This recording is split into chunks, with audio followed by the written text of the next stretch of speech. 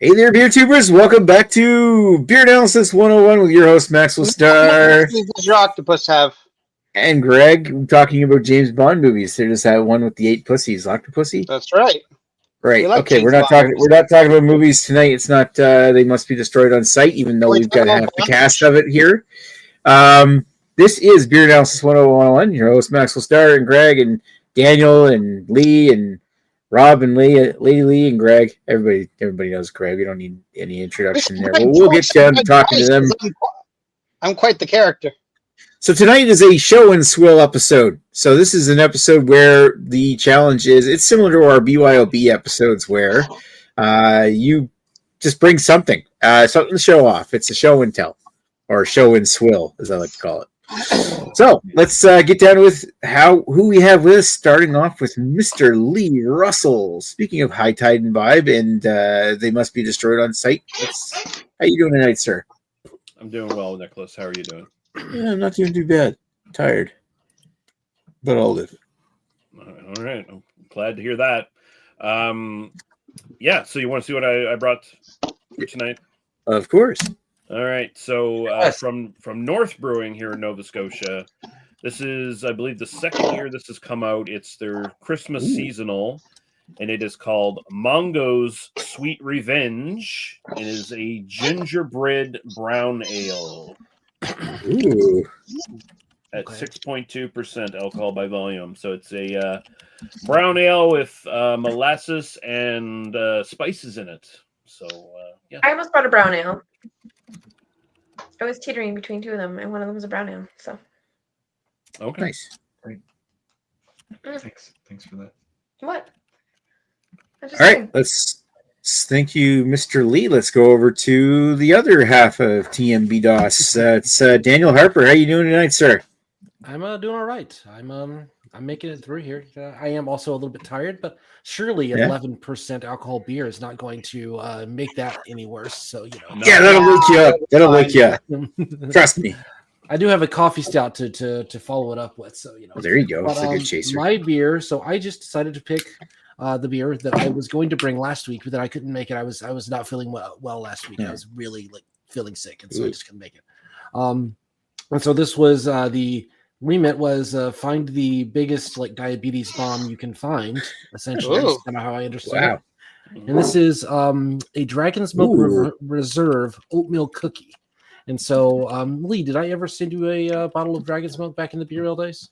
You did send me some version of Dragon's Milk. I think just the original. I sent the original. Yeah, the original is a classic. It's a this is they do seasonal releases. This is a bourbon barrel aged stout.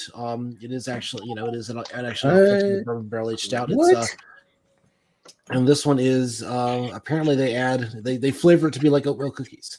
I have had one of these. I bought a 4-pack because I couldn't find it in singles because I just bought it at a grocery store. This is what a grocery store beer looks like in Michigan. Michigan's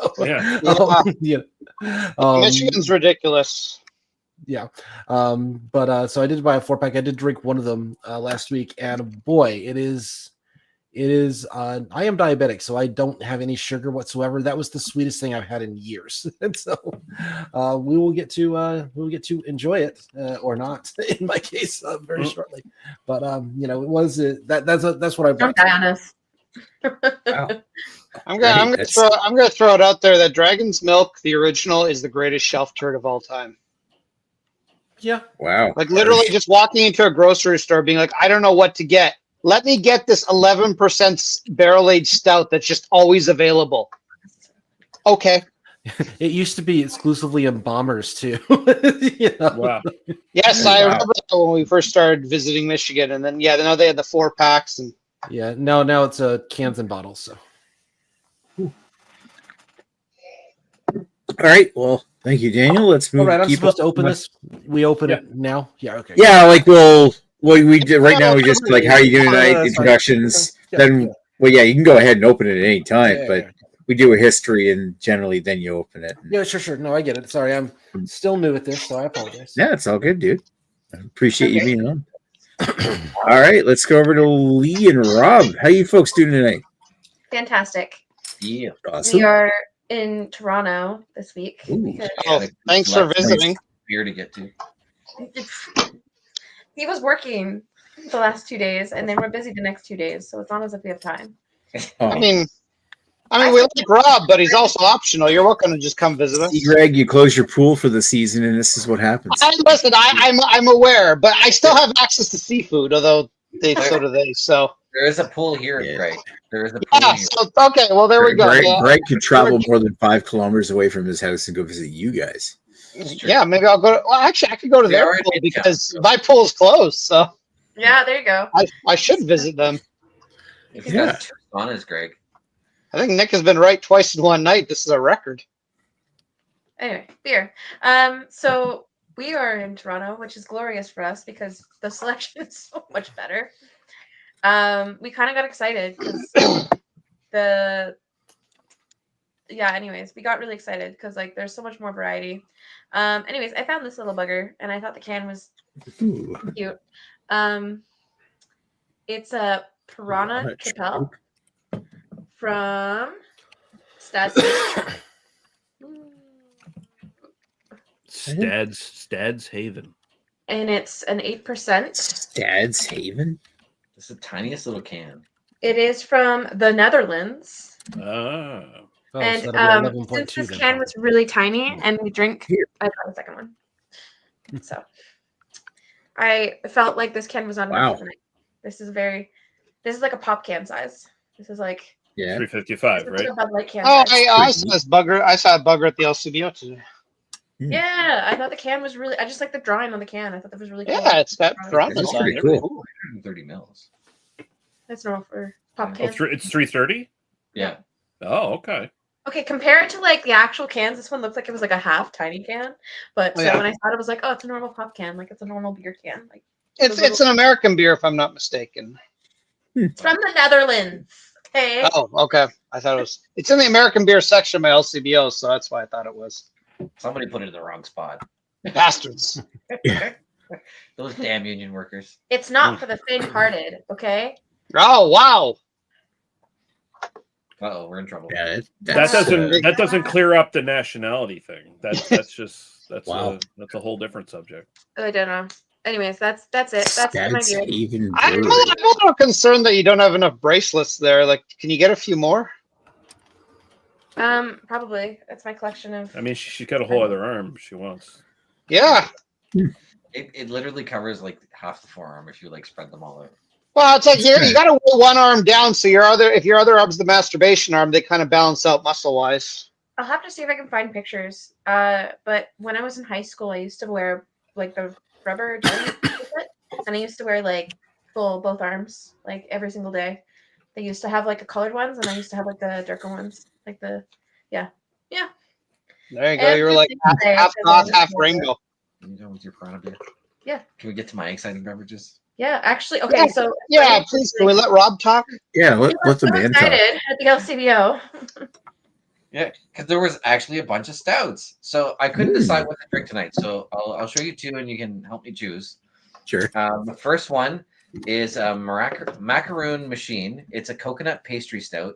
It's 10%. Here's the can. From Moore's Nice. Noodle? What? Like the art on Moore's? Yeah, more strudel. Sloodle? Huh? More Sloodle. I don't know. Beer engineers. Did you can pronounce that? Anyone can pronounce that. More strudel. Moore. No. Macaroon from? machine. Moore Slutel? The hell?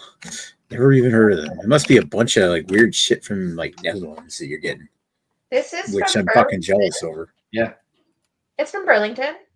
it's a Canadian. Is it really? Kinetic Yeah. brand. Burlington, Ontario, Canada. Brazil. Yeah. Anyways. It's a Still Dutch jealous.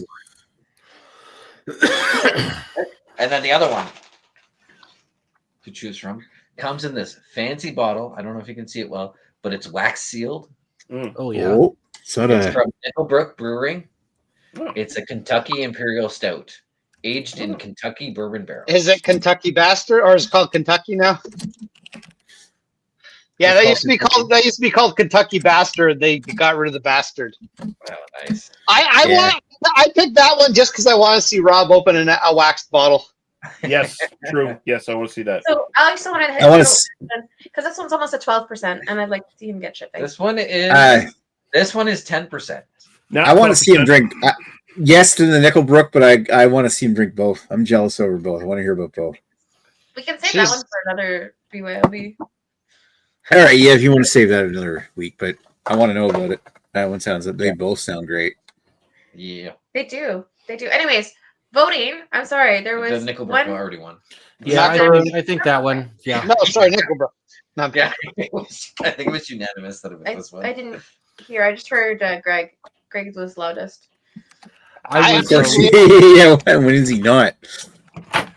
I was doing a beer review back in the day for Yeah, one of Arcadia's releases. It had a wax top, and I cut myself on camera, like sliced my thumb clean open when I was trying to clear the wax off. Oh no! And so then when I was editing the video, I had to watch and wait for myself to like slice it open, to slice myself open. And it's just this moment of like I'm anticipating it, and then suddenly like, oh god, oh yeah, no. So I got to experience that one twice. yeah. Hopefully that footage has been lost, but Yeah, let's see if Rob can open it with all his fingers intact. I'm watching. It's quite fun to watch right now. Watching Rob with the wax cap. Well, most of these things have like a peel off, but the Arcadian ones, they were just dipped. It didn't have anything. You had to just cut. No key. Yeah. No key or anything. Yeah. Yeah. I think in these cases, like usually Nickelbrook is pretty bad for you have to cut them off with a knife. I've never seen a beer that has a key on it. It's only hard liquor that has keys on it, like Maker's Mark or whatever. I meant like a tab, not necessarily. Yeah. Well, tab. Yeah, whatever, I know what you whatever mean. the fuck you want to call it. Yeah. Okay.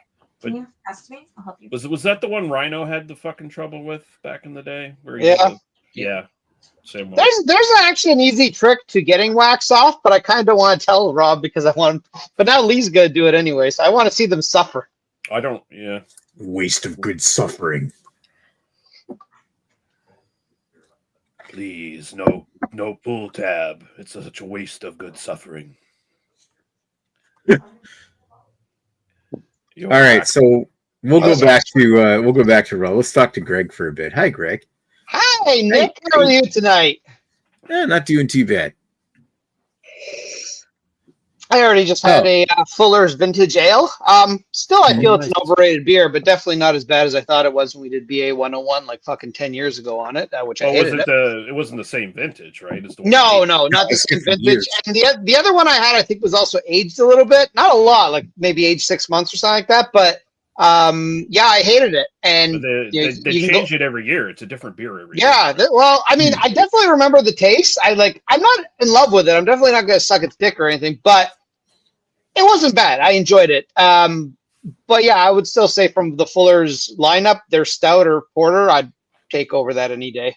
Other than the fact that they're not as high ABV, so not as fun. But whatever.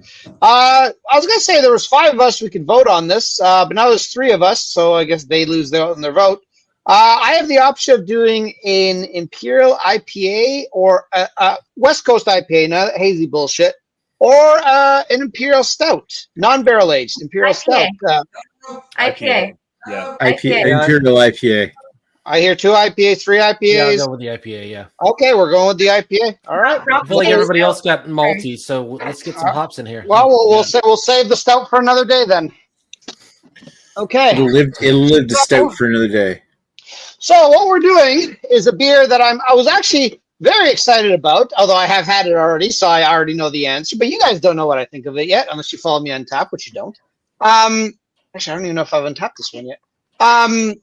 So what used to be one of my favorite IPAs of all time, 10 Bitter Years, they recently remade it with, so GLB and Silversmith now owns Black Oak.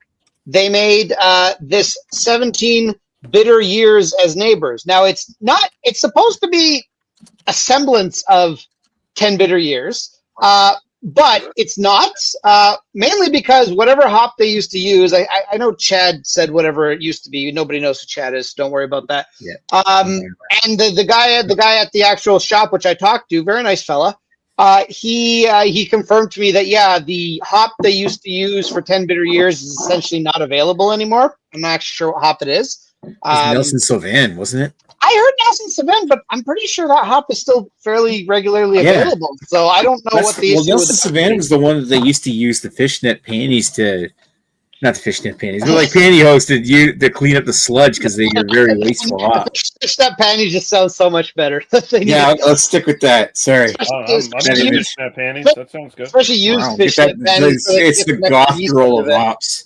But yes, they That's did how you use get that special funk. That's how you know. There you Yeah. go. you get the extra yeast. So, anyways, well, whatever it is, whether it's Nelson Sauvin or something else, whatever, they can't get the hop for whatever reason. So Which is bullshit. again, I don't know if it's Nelson Sauvin, so I'm not calling them out on that. That's just what the guy told me. I mean, Anyways, for whatever reason, they can't get the hop anymore. So they've created a semblance of a beer called 10 Bitter Years. Or, well, no, it's now called 17 Bitter Years as Neighbors.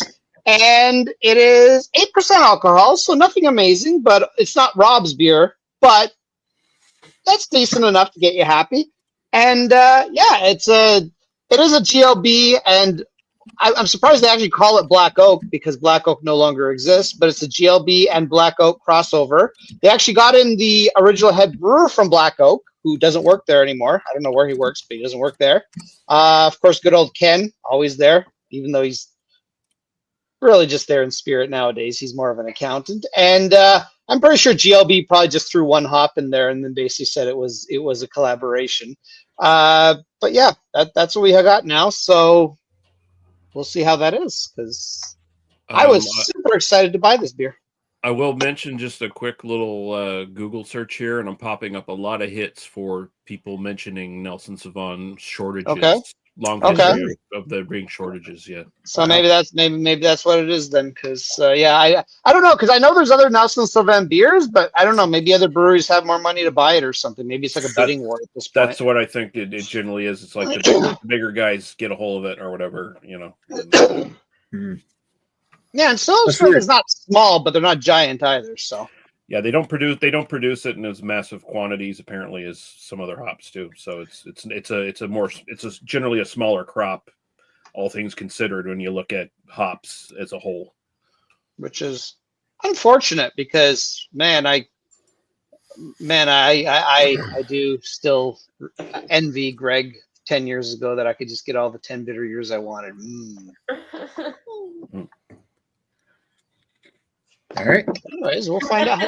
Yeah, I'll have to add to that because I still think of today as Nelson Sauvin as one of my favorite hops because, first of all, I love it every time I have it. And it was my first experience with 10 bitter years way back when Chad sent me a bottle that was what kicked that off. But I know I've seen it in other beers, plenty of other beers since. So it's weird. I guess it's the shortest thing, but it must be like, because I've seen it in a number of beers, usually from like Collective Arts. But then again, they're a pretty big brewery these days. Yeah, if they have more money to buy up the hops and it's available to them, they're going to snatch it up. And then that just means another brewery can't get it. And then who knows, there might also have been, some lean years with even the small amount that's generally produced. There might have been lean years because of climate change reasons or whatever else that made have destroyed crops. Climate change is a hoax. So is that the Earth is round, Lee. Well, maybe some aren't real. Maybe some of them got washed off the edge by a fucking tsunami. Well, okay, that makes logical sense. Thank you for making a little logical sense. We appreciate that. I bring science into everything I talk about. So thank you for bringing some tinfoil hat into this chat. Isn't that a New Zealand hop, or am I mistaken on that? Yeah, it's a New Zealand one. Yeah. Yeah, maybe the growing conditions are just weird. Yeah. Could also be the season, like it's wintertime. Well, I suppose they just had their harvest, didn't they? No, it's like summertime there now, isn't it? It's getting there. Yeah, it's getting there. Yeah. Oh, okay. Yeah, maybe it was. Remember, Nicholas. Everything's in reverse. The toilets go the different way. The seasons are different. Straight. Yeah. They eat with their butts and poop out their mouths. Yeah. Holy shit. Literally, holy shit.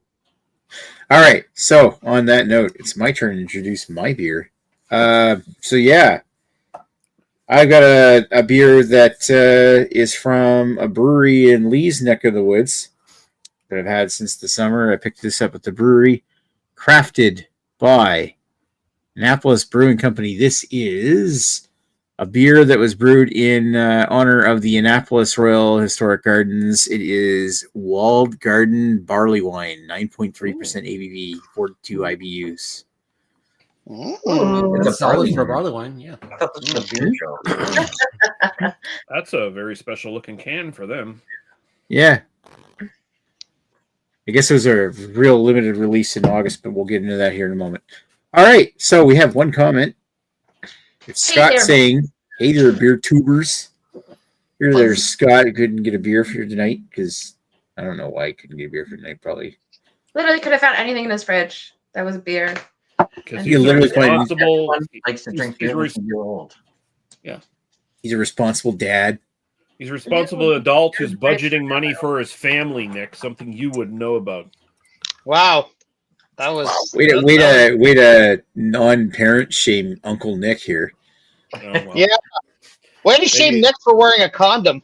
So on that note, I'm going to shame Lee by putting him up screen first. It was his turn anyway. Talk about his beer. See, look, Scott says he had to get new winter tires. Yeah. Yeah, that I doesn't mean, mean that's, if you can't afford a $5 beer. You don't Wow. want Wow. to. You'd rather him have an accident on the road Crest. so he could show up tonight. So Scott should have gotten 3 winter tires and then gotten some beer, and then that he doesn't need all 4 winter tires. That come on, that's just silly. 3 is more than enough. Yeah, I'm like of two minds on this. which car? You Shop could have around. used Tires. more tires. You could have Yeah. got the tires that are like $3 cheaper per tire and saved enough money to buy a beer. Wow. But they could There you also go. sell booze at the tire shop. So I mean, You never That's know. right. Honestly, You never know. I'm sure if Scott asked at this tire shop, I'm sure they'd probably just give him a beer. They probably have a bunch of beer in the fridge. It's like, hey, guys, if I get 4 tires, pay you to install them, can you just give me a beer? I'm sure they Yeah, actually would. we got these beers out of the back of this car that was in an accident. Bush Light in the back of the yeah. fridge. I looked at the empty cans and Bush Light or Pabst Blue Ribbon. Fuck that shit. Pabst Blue Ribbon. PBR strong. Excuse me. Gotta get your money's worth. Well, that's 6.9% or whatever it is. Yeah. All right, Lee, what's your history on your beer? Hey, friend. Well, like I said, I think this has only been around for. I think this is its 2nd year, and I did not have it the previous. Like, I don't remember having it anyway. I might have, but old man, I can't remember everything anymore.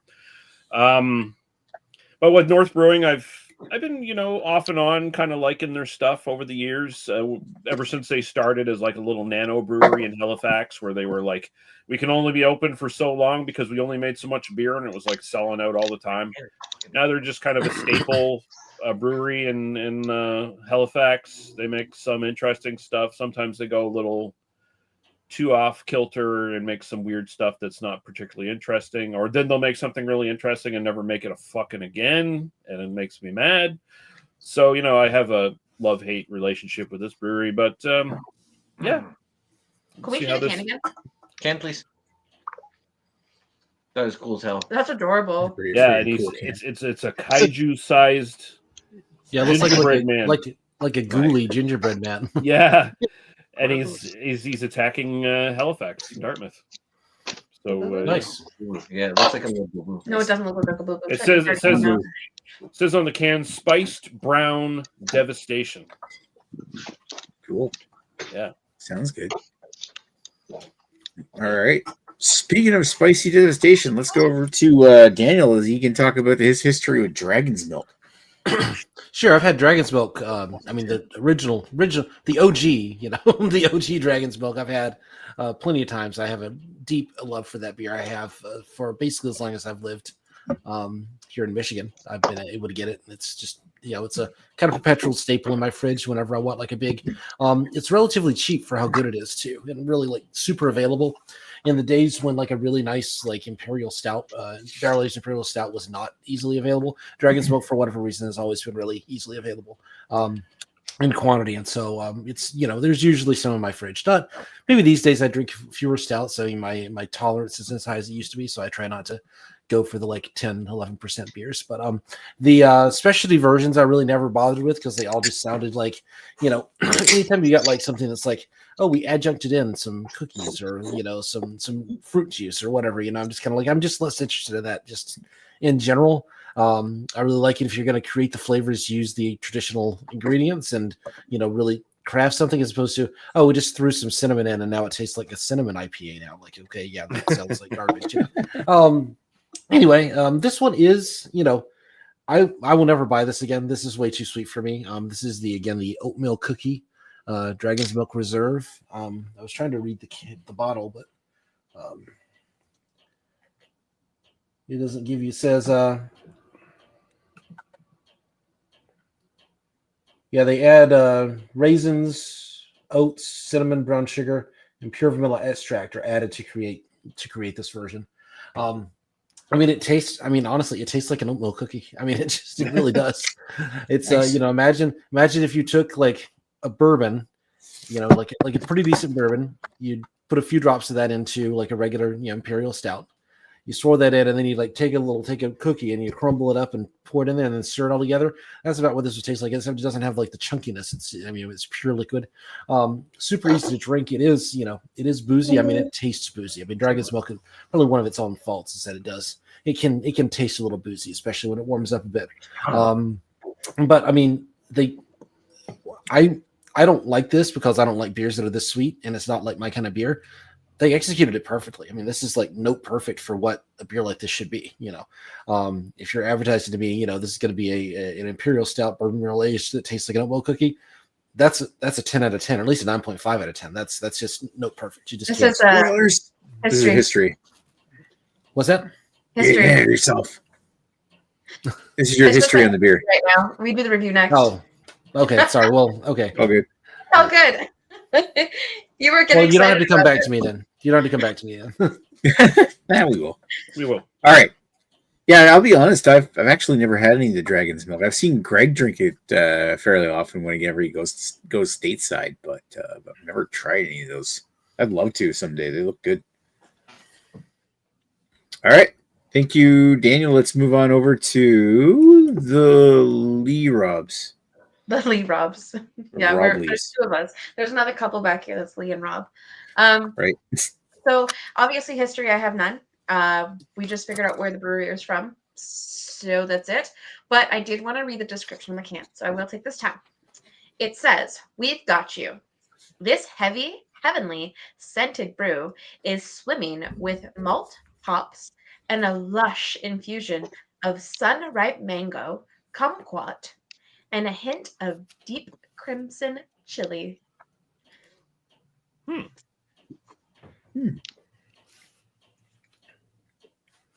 I don't know how. Yeah, I guess I can read through the rest. Cut through the water, straight up the Amazon, weaving past the red-bellied piranha, we search for the freshest, fearless fruit. A great escape at the water's edge. That is the can. And yeah, that's my history. That's it. I read you the can. And the can is cool. Go. Okay. Rob's turn. I have no history with this other than it looked really cool. It was wax sealed. And the bottle says vibrant aromas of dark fruit and toasted oat are married to flavors of rich chocolate and molasses. 2 years spent marinating in Kentucky bourbon barrels makes this decadent imperial stout finish smooth with a touch of warming alcohol. With a touch. Yeah, it's getting low ratings on the touch because it's definitely more than a touch. Rob never gets low ratings on the touch. You got the touch. You got the power. Gregory, do you happen to know what barrels they use for that? They change them every year, as far as I know. In the past, they've actually said what barrels they had on them. I don't know if they still do it now, but as far as I'm aware, they source them differently every year. Yeah, It just says, on the bottle it says aged in Kentucky bourbon barrels. yeah. Yeah, so they're not giving you the actual barrels anymore. Now, I strongly suspect with Kentucky, just based on the vintages, is that whenever they get fresh barrels, I suspect they use them. The fresh ones 1 year, and I expect they reuse them for the previous year. For the next year. Sorry, not previous year, for the future year. Because I've always found that you tend to get one really good year, and the next year the beer is not quite so good, and then suddenly the year after the beer is really good again. But that's just my theory. I don't know that for No sure. spoilers. He's not going to say anything. You can't get spoilers out of him. I You will. gotta I'm wait not. for the review. No spoilers. I'm just giving my own opinion. #moo. Hashtag. Hashtag trying to take over the show. Hashtag. Yeah. Wow. Hashtag running out of beverage. Wow. You're fine. He's Wow. got plenty. You're not Hey, we bad. don't have any bearded fellows to talk over you, so you got to deal with me and my attempt at a beard. Greg's pulling double duty by talking over everybody. That's right. Hi, Nick. Hi, Greg. All right, so hashtag hi, Greg. Speaking of hi, Greg. Hi, Greg. My turn. How exciting! So, you guys want to talk about beer? We do. So, Let's talk about your beer specifically. I mean, we kind of already did, but History of your beer, dear Gregory. So, the history of this beer is I bought 4 of them, and this is my 3rd can of it. So I have that history with it. So you haven't had 17 bitter cans of it. No, I have not. Nick is actually referring to something funny because for one of our anniversaries, I can't remember what it was. It may have been 10 years. I'm not sure. Agnes bought me 10 bitter years, the equivalent amount of years. Let's just say it was 10 years. I don't actually remember. And she like put it in a nice pile. So when I came home, there's a pile of 10 bitter years. And she was like, this is how many bitter years we spent together. I'm like, oh, that's adorable. Actually, I didn't actually remember that, but sure. But so yeah, I mean, I had plenty. I mean, I remember 10 bitter years back in the day. I was one of the original drinkers of 10 bitter years back. I had the pantyhose beer, if you can believe that. That was the fancy one that came in the bombers, and then they released in the 6-pack, and then in the cans, and then it just disappeared altogether. And they kind of replaced it with 20 hazy years, and that's fucking bullshit.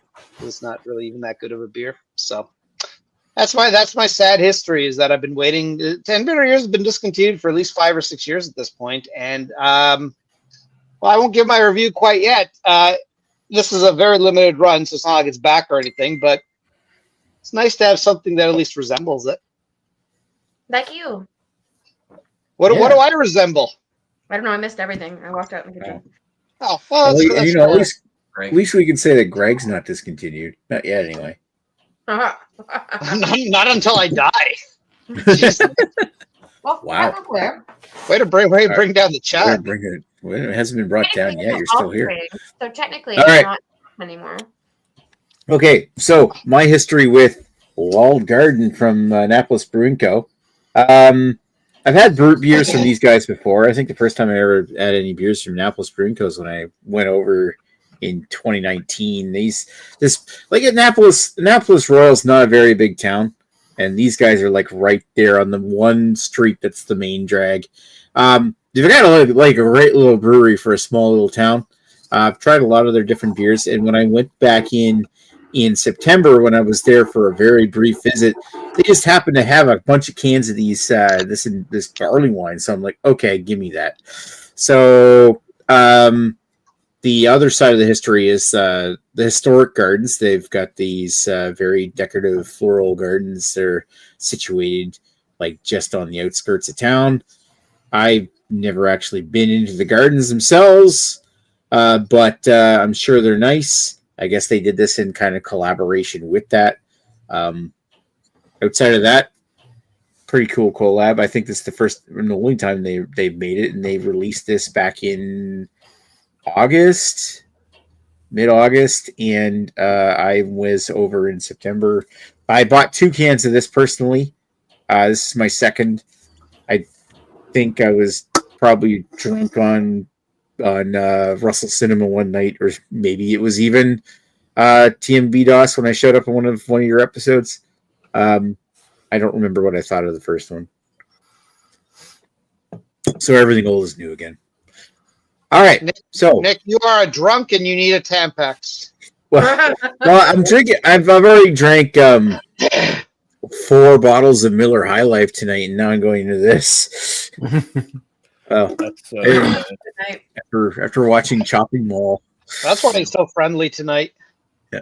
All right. So Scott's making excuses about buying eight winter tires for 2 cars, even though winter tires last for more than 1 year. I don't know why they just suddenly simultaneously ran. No, Scott's extra careful. He replaces them every single year. It doesn't matter. He replaces his extra.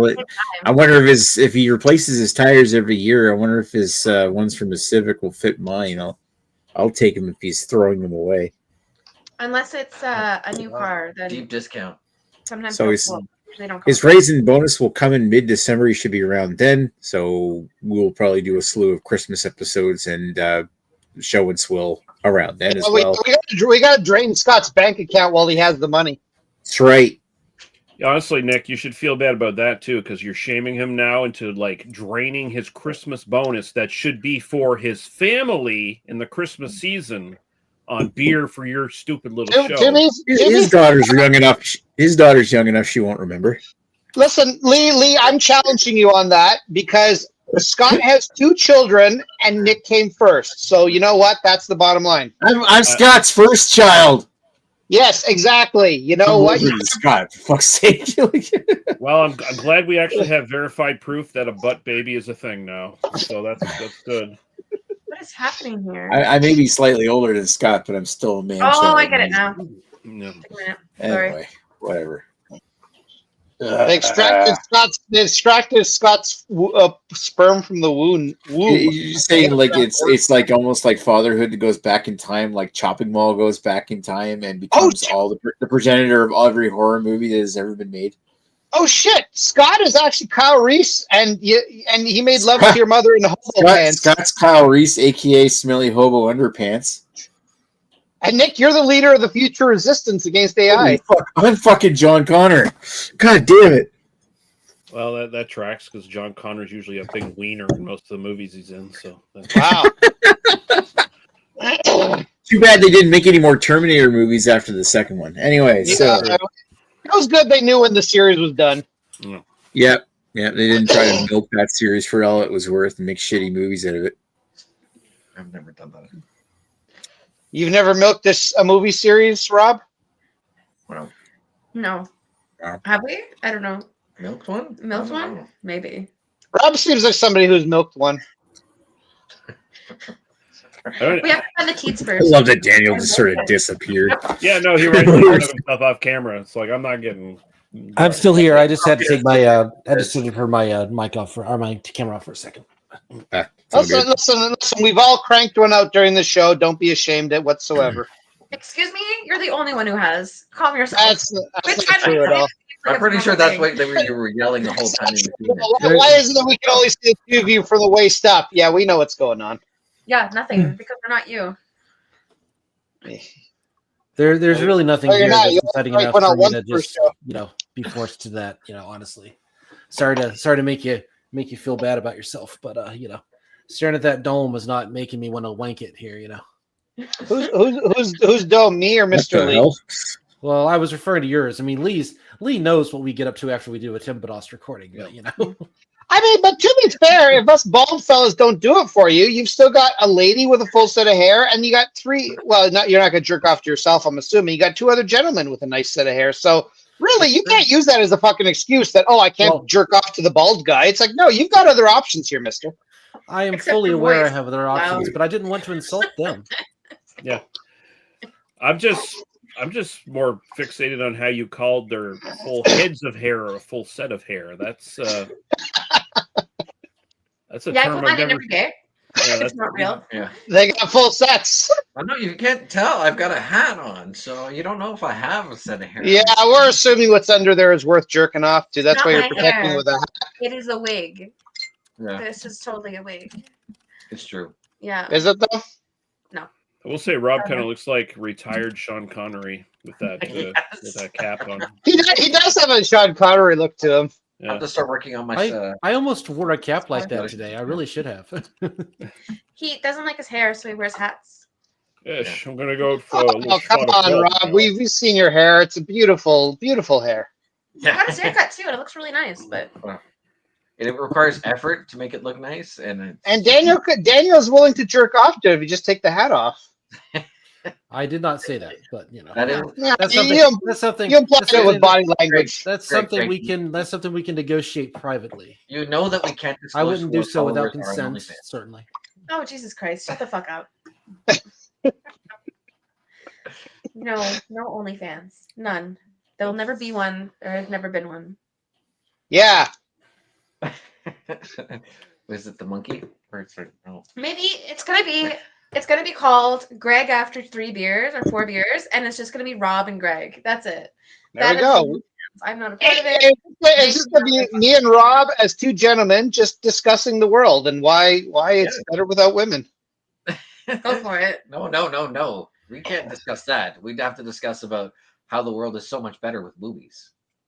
Oh, that's true. So much better with boobies, you said? Yeah. It's boobies. I don't know what's It's happening.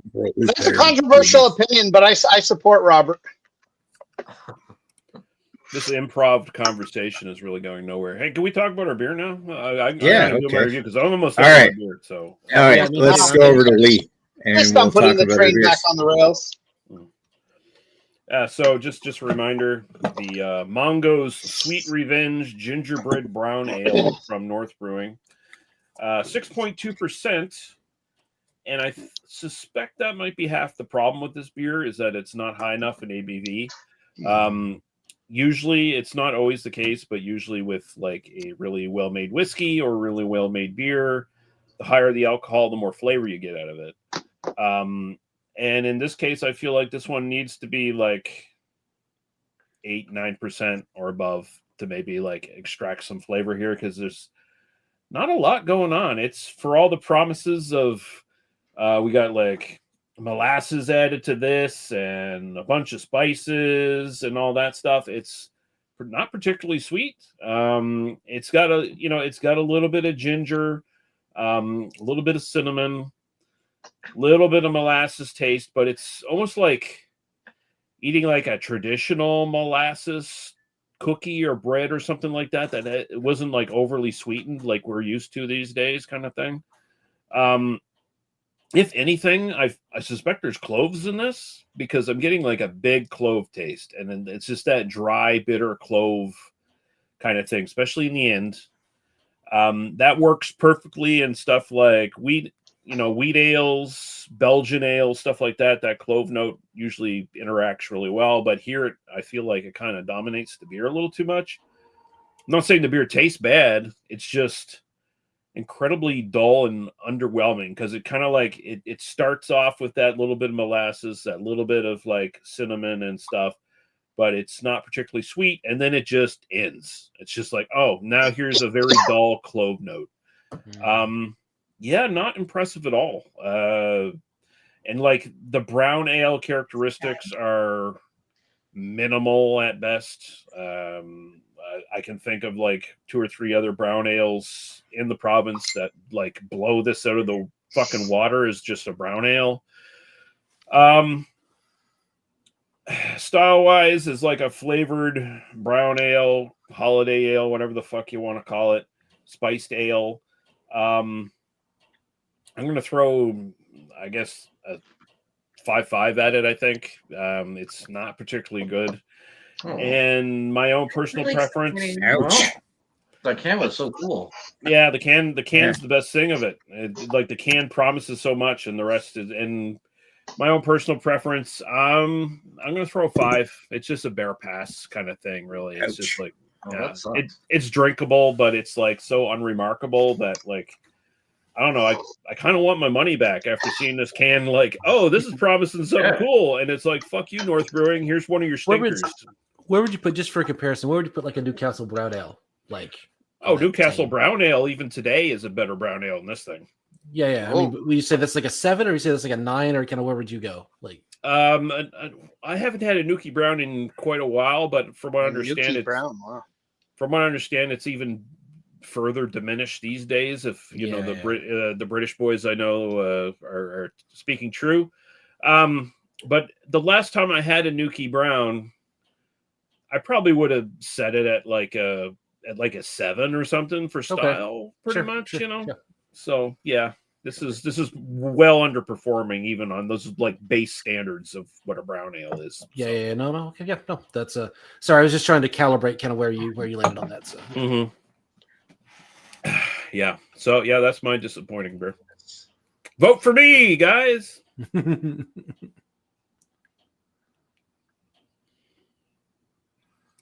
Have myself on mute. All right, thank you, Leah. Yeah, and I never knew Miss Hardy to do the duck face on camera, but apparently she's doing it now. Well, you learn something new every day. Thank you. Jurassic Duck. I was just showing him that sometimes I'll feed the ducky when I'm in the ducky thing. So I'll feed the ducky. The cucky ducky, what? The ducky's eating out of my hand. That's the cookie for the stand side. You're sitting in the cucky ducky chair. Is that what's going on? Yes. Right. Yeah, you're in the duck chair. All right. Let's thank you, Mr. Lee. Let's go over to Daniel. Daniel, sir. Daniel-san. Daniel-san. I'm here, no worries. So yeah, sorry, I did a little mini review previously. I didn't mean to. You got us excited now. I will talk a little bit about my history with the brewery. New Holland is a very good brewery. I visited, probably half a dozen times. I haven't been there in over 10 years. I kind of stopped pursuing the hobby really seriously around 10 years ago or so.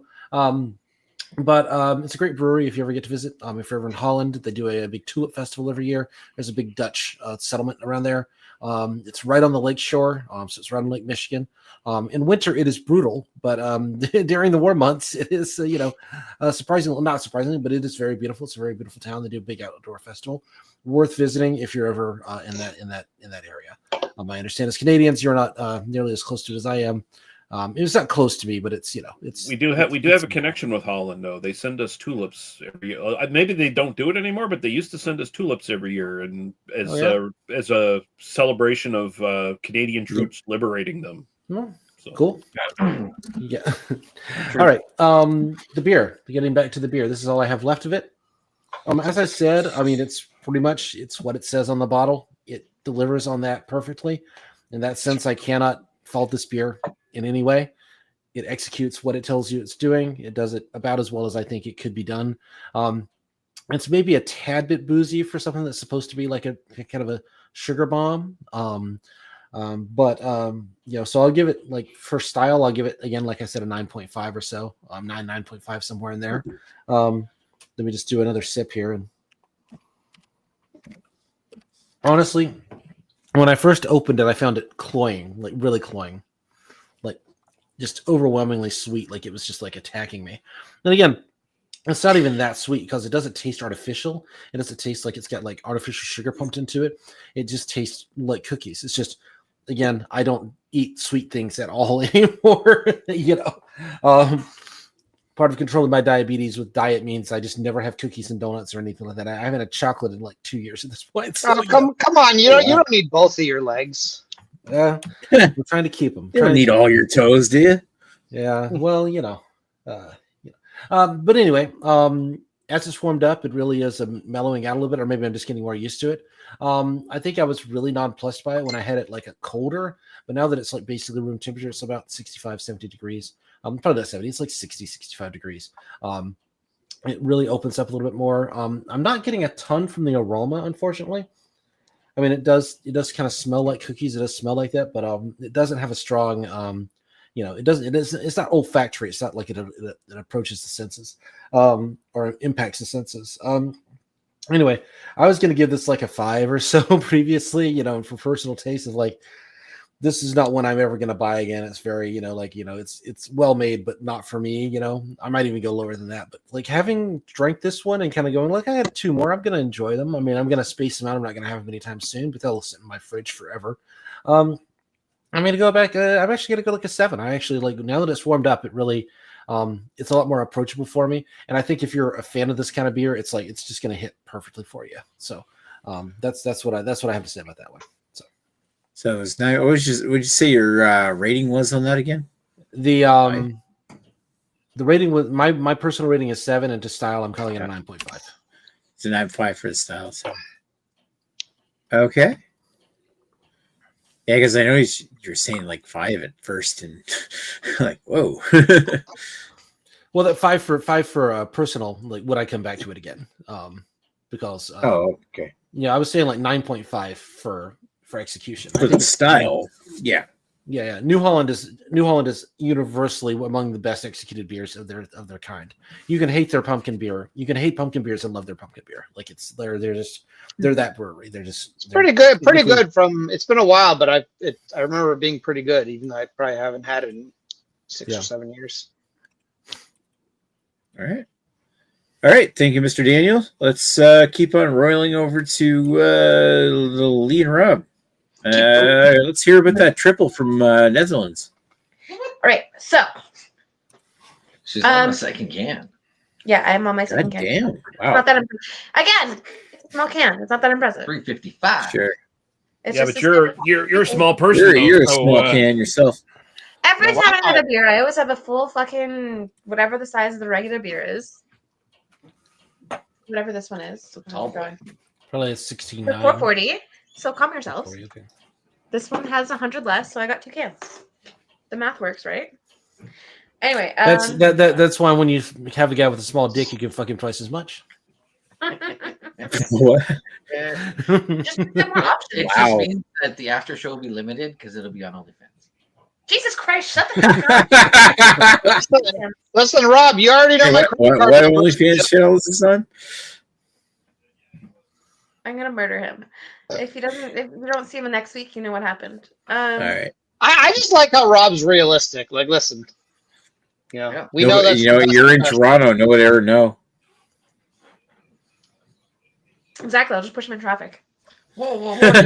We're talking about the OnlyFans, not. Have you seen Toronto traffic? It doesn't go fast enough to kill you. Yeah. No, but some people would just be impatient enough to be like, "Fuck you, you're in the road. Whatever, I'm just coming on you over." Wow. We watched some impatient people today.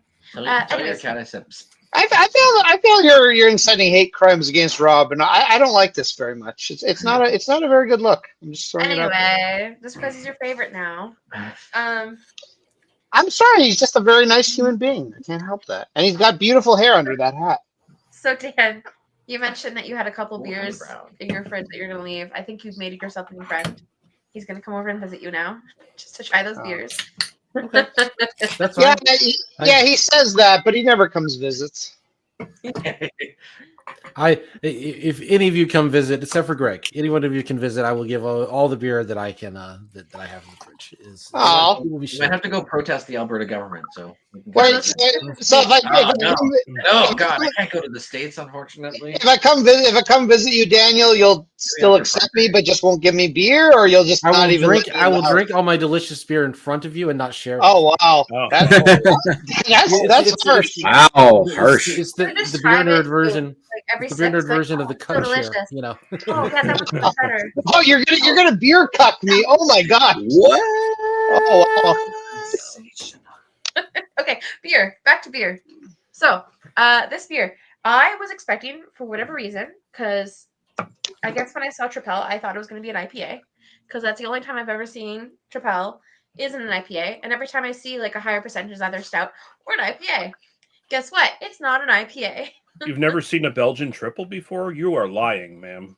I am not. What? I am that inexperienced. I don't believe she's a woman. They lied. I don't believe you can Never hang lost out with this crowd and not seven know now. what a Never triple lost. is. Yeah. You can replace me with a younger model. You never had a Chimay Red? Wow. No, I haven't. No, but she has seen triples on this show before for sure, and she's Yeah. she's had Belgian beers that probably I've had are Belgian, triples. but I've never had a triple. A triple is a Belgian Wow. style. You must though. you must have had Fin de Monde from Unibrew. Fin du Monde? Yeah. Yes, I have.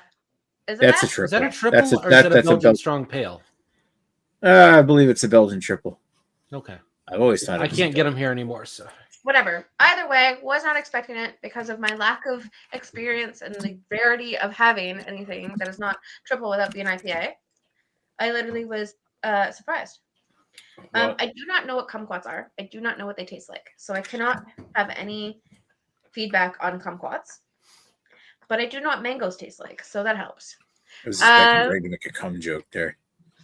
Flavor No, wise. he's away. He missed the That's first away. time I talked. He always does something like me I was mention like- it.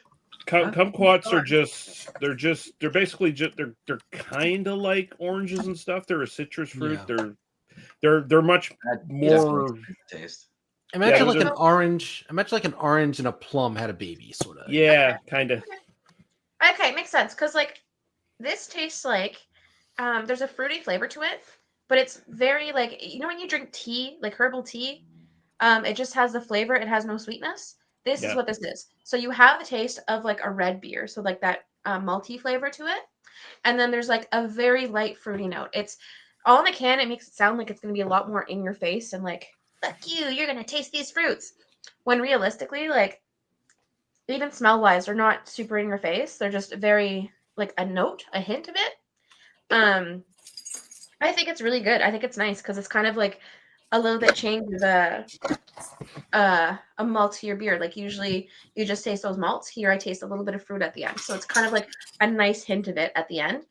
I do wish there was more because of the can telling me that I'm going to be shoved in the face with this.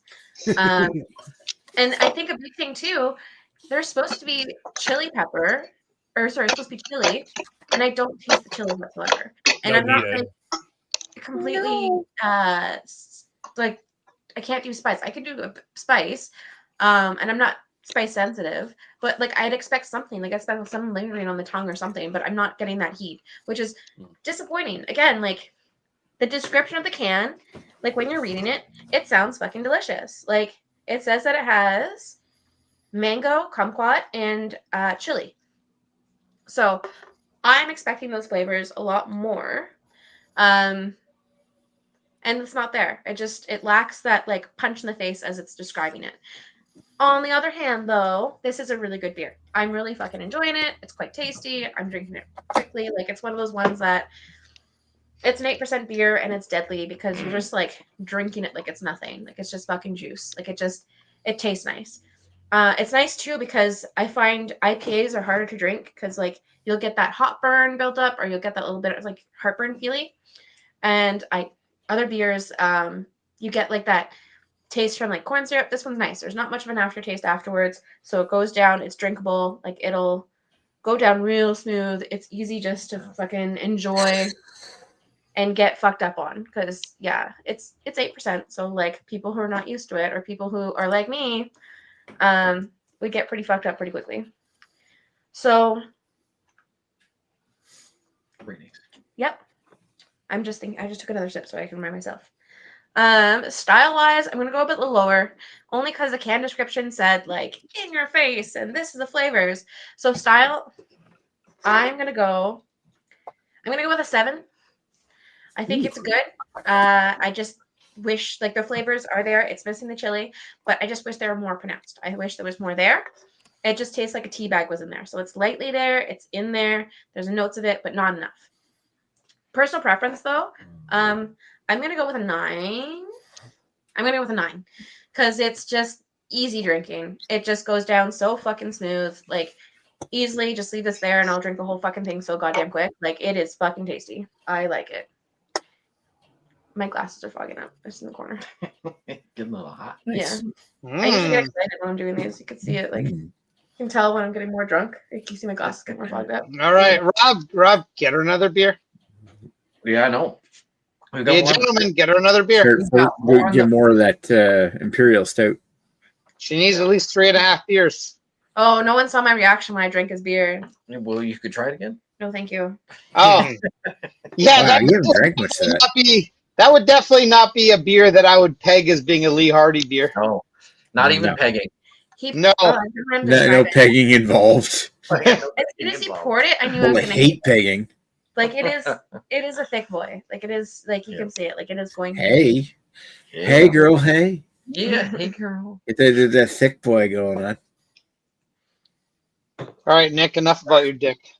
All right. Over to this beauty. It's all just chopping wall. It's right there. Yeah, I mean, basically. Up there. No, it's down here now. I was really excited for this. Like really excited. I was kind of scared of it because it's bourbon, and bourbon's like in my category of like, yeah, I like it, but a strong bourbon is not. I'm not a fan of. So when you open this, the first thing you notice about this is the smell. Oh my god. It is bourbon. It smells like bourbon when you open this. Like really, really strong bourbon. So again, going into the glass, my first drink, I was really scared of what that was going to be. And shockingly, it tastes like bourbon. The initial taste is like a full-on bourbon.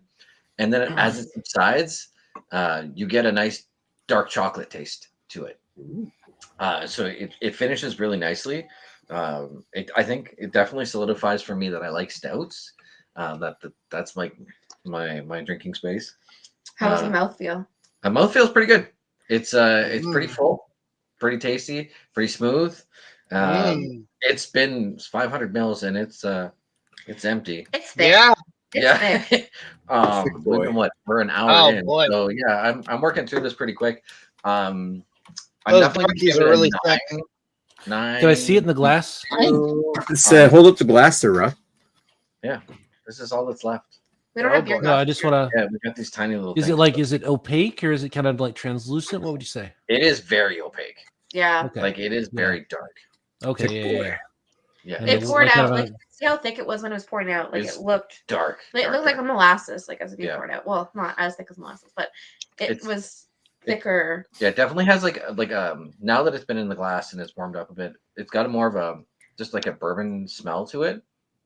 But it is delicious. I'm quite enjoying it.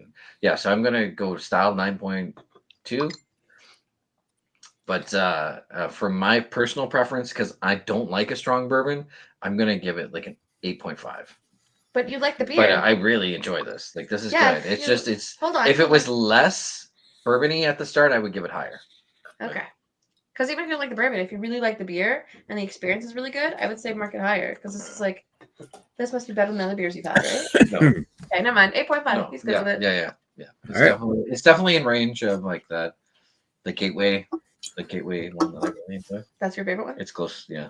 What would you give that one? Okay, give it 8.5. What hits the 9 mark? Jeez, you're doing all these beers and you're not going to It's a hard marker. What Yeah. hits the G? Yeah, What style hits the wise, G I think it spot? hits the mark on what it's Students supposed to would be, hate but like him. for me, Jesus it's like Christ. What hits the G spot for Rob, right? So yeah. You gotta work at it. There's teachers who never give out like 100% because they're like, you can always do better. That's him. Yeah, He's well, that yeah, teacher. it's He's so that good. asshole teacher. I never give anything a Yeah, I was gonna say Nick's kind of that asshole too. So And meanwhile, Lee's just like sprinkling out gold stars everywhere to everybody. Just yeah, you get a gold star. It's You like get a give gold you star. participation trophy. You literally hit the other kid with a baseball bat during gym class. You still get a gold star. That's I don't right. give gold stars. I give stickers. Oh, okay. You get a gold sticker. Gold Not gold, sticker, like you get a cats, gold platinum. You get butterflies. save those platinum stickers for Sparkly the ones, gift like to children. unicorns. Yeah, you're distracting from the point that you allow your students to hit each other with baseball bats. But anyways, I wouldn't. Thank you very much. Great. All right. Thank you, Lee and Rob. Let's move on over to the Greggy. And Greg, you can tell us about your 17 bitter years. Is it worth holding on bitterly for 17 years for? no. So I'm torn. I'm torn on this beer. So here's the thing about 10 bitter years. As one might expect, 10 bitter years was fairly bitter.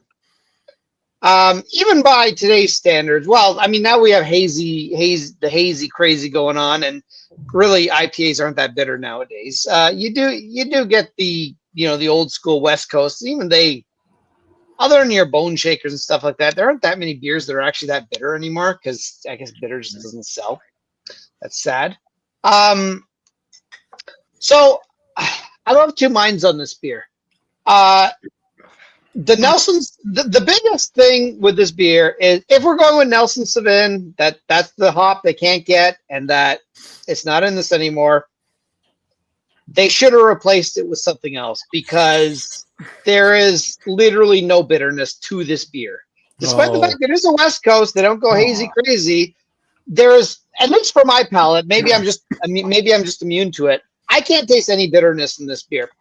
And that makes me sad because the original 10 bitter years was actually legitimately a very bitter year, and as the name would suggest. Now, the other aspect of it is I always loved that it was a double IPA that was very bitter, but even my wife, who does not like IPAs at all, but she can have a few sips of it, not be too totally mortified, because it was like, hey, it's very well balanced. The maltiness is there that really balances it, so you get this really good double IPA. And it's again one of those beers where you drink it, you don't necessarily know you're drinking an 8% beer. You maybe drink 2 or 3 of them, and then suddenly you're like, oh, I'm having a good time tonight. And that's the part they nailed on this, is they nailed the malt backbone on it that kind of balances the bitter. But unfortunately, there's no bitter to balance. And that's really the unfortunate part about this beer. How old is the can? Oh, it's very fresh. It's November 7th. All right. Oh, wow. No excuse then. Sorry. Yeah, no, it's a small batch. They only are releasing it on, like, they released one batch until it's sold out. So it's brewery only. So yeah, it's very small. It's probably gonna be sold out. If it's not sold out already, it's gonna be sold out soon. So yeah, no, there's no bitter to it. And I'm just like, okay, I understand you can't get the Nelson Sauvin. Could you not replace it with anything else that's bitter? Like, it feels like they're just like, we can't get this beer, we can't get this hop, so just brew everything else and don't have the hop in it. I mean, the beer is very flavorful, and it gives me the brain tingles. I'm like, oh, I remember this, it's making me happy. But it's just nowhere near what I wanted, because it's not quite that balanced bitter and maltiness that I've always loved about 10 bitter years. And generally most double, triple IPAs I find tend to be more balanced than a single IPA. Like, single IPAs tend to be all bitter, whereas double and triple tend to be a little more balanced, in my opinion. The problem is, as much as I like the shit on this beer, I'm actually still enjoying it. But yeah, it's still it really needs more bittering, and that's really the hurtful thing for me. So style-wise, double IPA. It's still a very solid double IPA, despite the lack of bittering. So I'm gonna give it this hurts me, but I'm gonna give it a 7, because the flavor's good. But I feel for the style, it should be more bitter, for literally called 17 bitter years as neighbor. Like, if they threw out the bitter and just somehow made a play on it that didn't involve bitter in it, I feel like it'd be like, it's like last week with the Oreo beer. I'm just like, I can't let go of the fact that you're calling it an Oreo beer and it doesn't taste like Oreo. And this is my problem, is that I think there's a very good double IPA, but it advertises something that it's not, and that is annoying to me. So it is a 7 for style. Personal preference. Again, this pains me, because there's a lot I like about the beer. It's very smooth. You don't get the alcohol. Again, everything other than the bitterness from 10 bitter years is there. But the bitterness is very important, and that is a missing aspect. So I can't go higher than 7.5, and I'm probably relying on nostalgia to be a little bit generous on this mark, but I can't go higher than. I was debating on 8, but I just can't, because even though I enjoy this beer, I'm just like, every sip I take, I feel I'm missing something, and it's like, it's like being on Rob's regular OnlyFans account, but I didn't want to pay for premium, and I'm not getting the good stuff. It's not getting the pegging videos. $1.99 extra to like, and I'm like, I should have paid the extra $20 a month. Why didn't I? And I feel silly about it. You've seen Blood Diner. This is the sequel, Butt Diner. Yeah.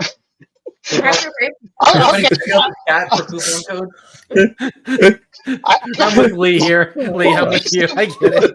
When you said Blood Diner, I thought that was going a very different way. Like, okay, Rob. I think we're at the point that we need to move on into the end of this live stream. Yeah. All right. I think we should hang out for a while. Anyways, yeah, this one is. I think for the average person who doesn't have any nostalgia like I do with 10 bitter years, I think you're probably going to say, if you're somebody who doesn't like bitterness, you're probably going to like this beer, and because it's actually a very, very tasty beer. If you're somebody that wants bitterness in your IPAs, you're not going to like this. That's basically what it comes down to. I'm gonna like the comment that you made about when the can says something and you get something different. Yes. I'm gonna totally agree with that because that just frustrates me out all hell. Like whatever's on the can is what I want to taste. Don't lie to me. Yeah. If it's not in Yeah. there, you're gonna get way lower ratings. Yeah. It's especially annoying with flavored beers because like this is notorious where breweries try to make something that tastes like something and it doesn't work out, but they still put that on the label. It's like, no, you should have changed your label to something else. It does not taste like this. That's why they like shouldn't. the Alexander Keith's IPA. Don't lie to me. Well, that's Well, that's That one's just kind of a grandfathered in. Yeah, that was one's grandfathered grandfathered in because it's a fucking lager. It says IPA on it. Yeah, Yeah, that one's just a joke at this point. That's everyone's just like, yeah, it's not really. Yeah, everyone knows. Yeah, it's like Isn't Alexander Keith meant to be a British IPA though? Like, Like, isn't that meant to be IPA. like an The, English?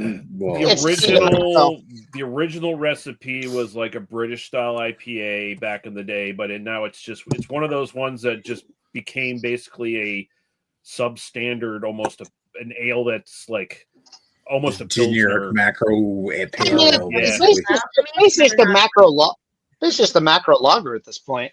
Pretty much, yeah. You wouldn't know the difference between a macro. I think lager. I think I managed to get one once, like 12 years ago or something. So No, you're not missing much. It's kind of.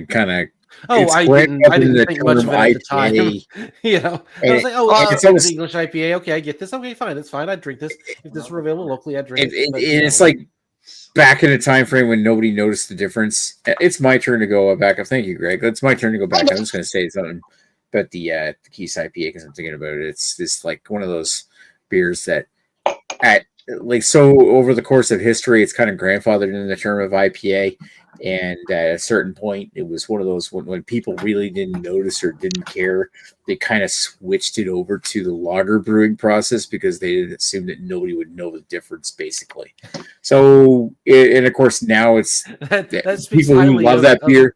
That speaks highly of how they feel about their customer base, Well, yeah, it was the 70s. They're kind of making a beer and they're trying to make the thing as like cheapen the recipe and make it as beer the cheapest possible. And they still contended it's like using the original recipe, but wasn't and Lee might remember this. There was like a thing about it was over 10 years ago now, like maybe 10, 14 years ago, where one of the members of the Olin family passed away and left all of their books and library to the provincial archives in Nova Scotia. And one of those books was a brewing log from the Olin brewery back in the 50s, 60s, and 70s. And it actually detailed, they put it on display, but and Labatt sued to have it removed from display because of this. It actually showed the changes in the recipe over time to make it more basic. They used to have like 4 times the hops. It doesn't anymore. And especially into the 70s when kind of like that brewery malaise where everything was trying to imitate a pale lager. The Alexander Keith's IPA used to be a much stronger beer, and now it's not. But they wanted to hide that fact. And everyone's brand loyalty for it was kind of, like you said, grandfathered in because it was the beer that my dad or my grandfather drank, back in like the early part of the century kind of thing. Yeah. Like the change in the recipe was so gradual, but people kept drinking anyway. But if you were to drastically change it back to the original now, nobody would like it. Yeah, They'd be pissed off the recipe was completely changed. I would honestly, if they went back to the original recipe, I probably would love it. But I'd love to try what the original recipe was like. It sounds like it would be fucking amazing, but unfortunately, that shit's lost to time because there's so many people that are like, and you know what? The crazy thing is like because of all this bullshit, Alexander Keith's has become such a niche thing that I don't even think I can get it in its modern state in New Brunswick much anymore. Or at least not in great quantities. I don't see it anywhere anymore. I see Alexander Keith's like some of the craft brewery beers that they come out with. Yeah, but I don't see Keith's IPA much anymore.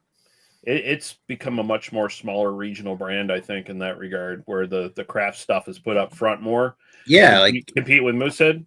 But like, I'm actually real, and I don't mean to keep going on this and dragging the show, but I'm kind of surprised that they haven't at some point gone back and done the original recipe and just named it something else and released it.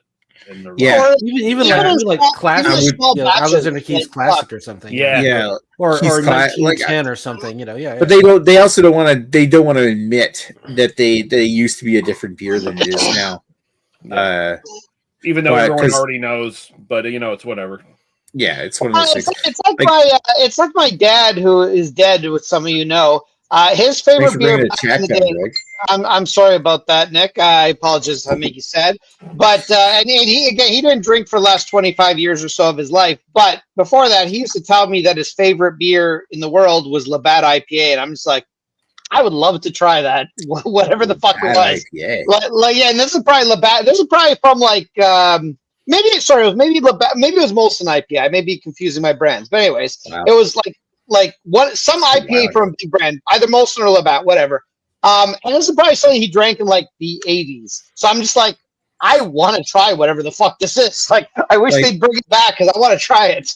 It's almost reminiscent. Like there's like some places in Quebec that still make the Labatt Porter. Mm-hmm. They remember that? Like a Chad's. I've never tried that. Chad got some, and I think it was either Scott or Sean that got some. Scott, if Scott's still watching, he can talk about it there. I remember somebody getting a bunch of Labatt Porters, and I know Chad sent me some. But I also remember Scott got some as well. But yeah, like just looking it up, Keys, I could still get it in 12 packs, 473 mil singles. I'm actually kind of surprised because I thought that shit was gone. I don't know. But it's really not as prominent around here in New Brunswick as it used to be.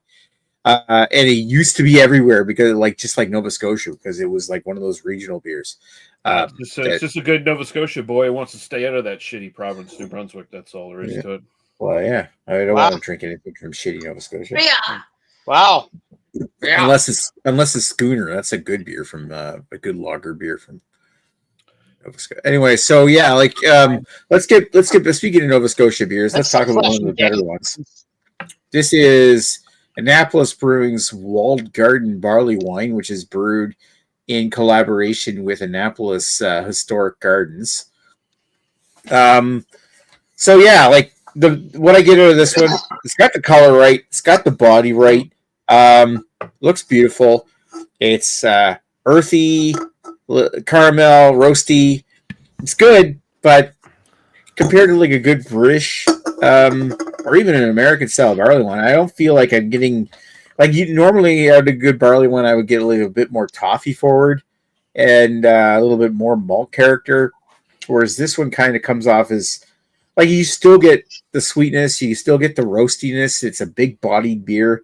It's heavier. It is what you expect out of that, but I don't get the malt sweetness, and I don't get the big toffiness that I would really like out of this.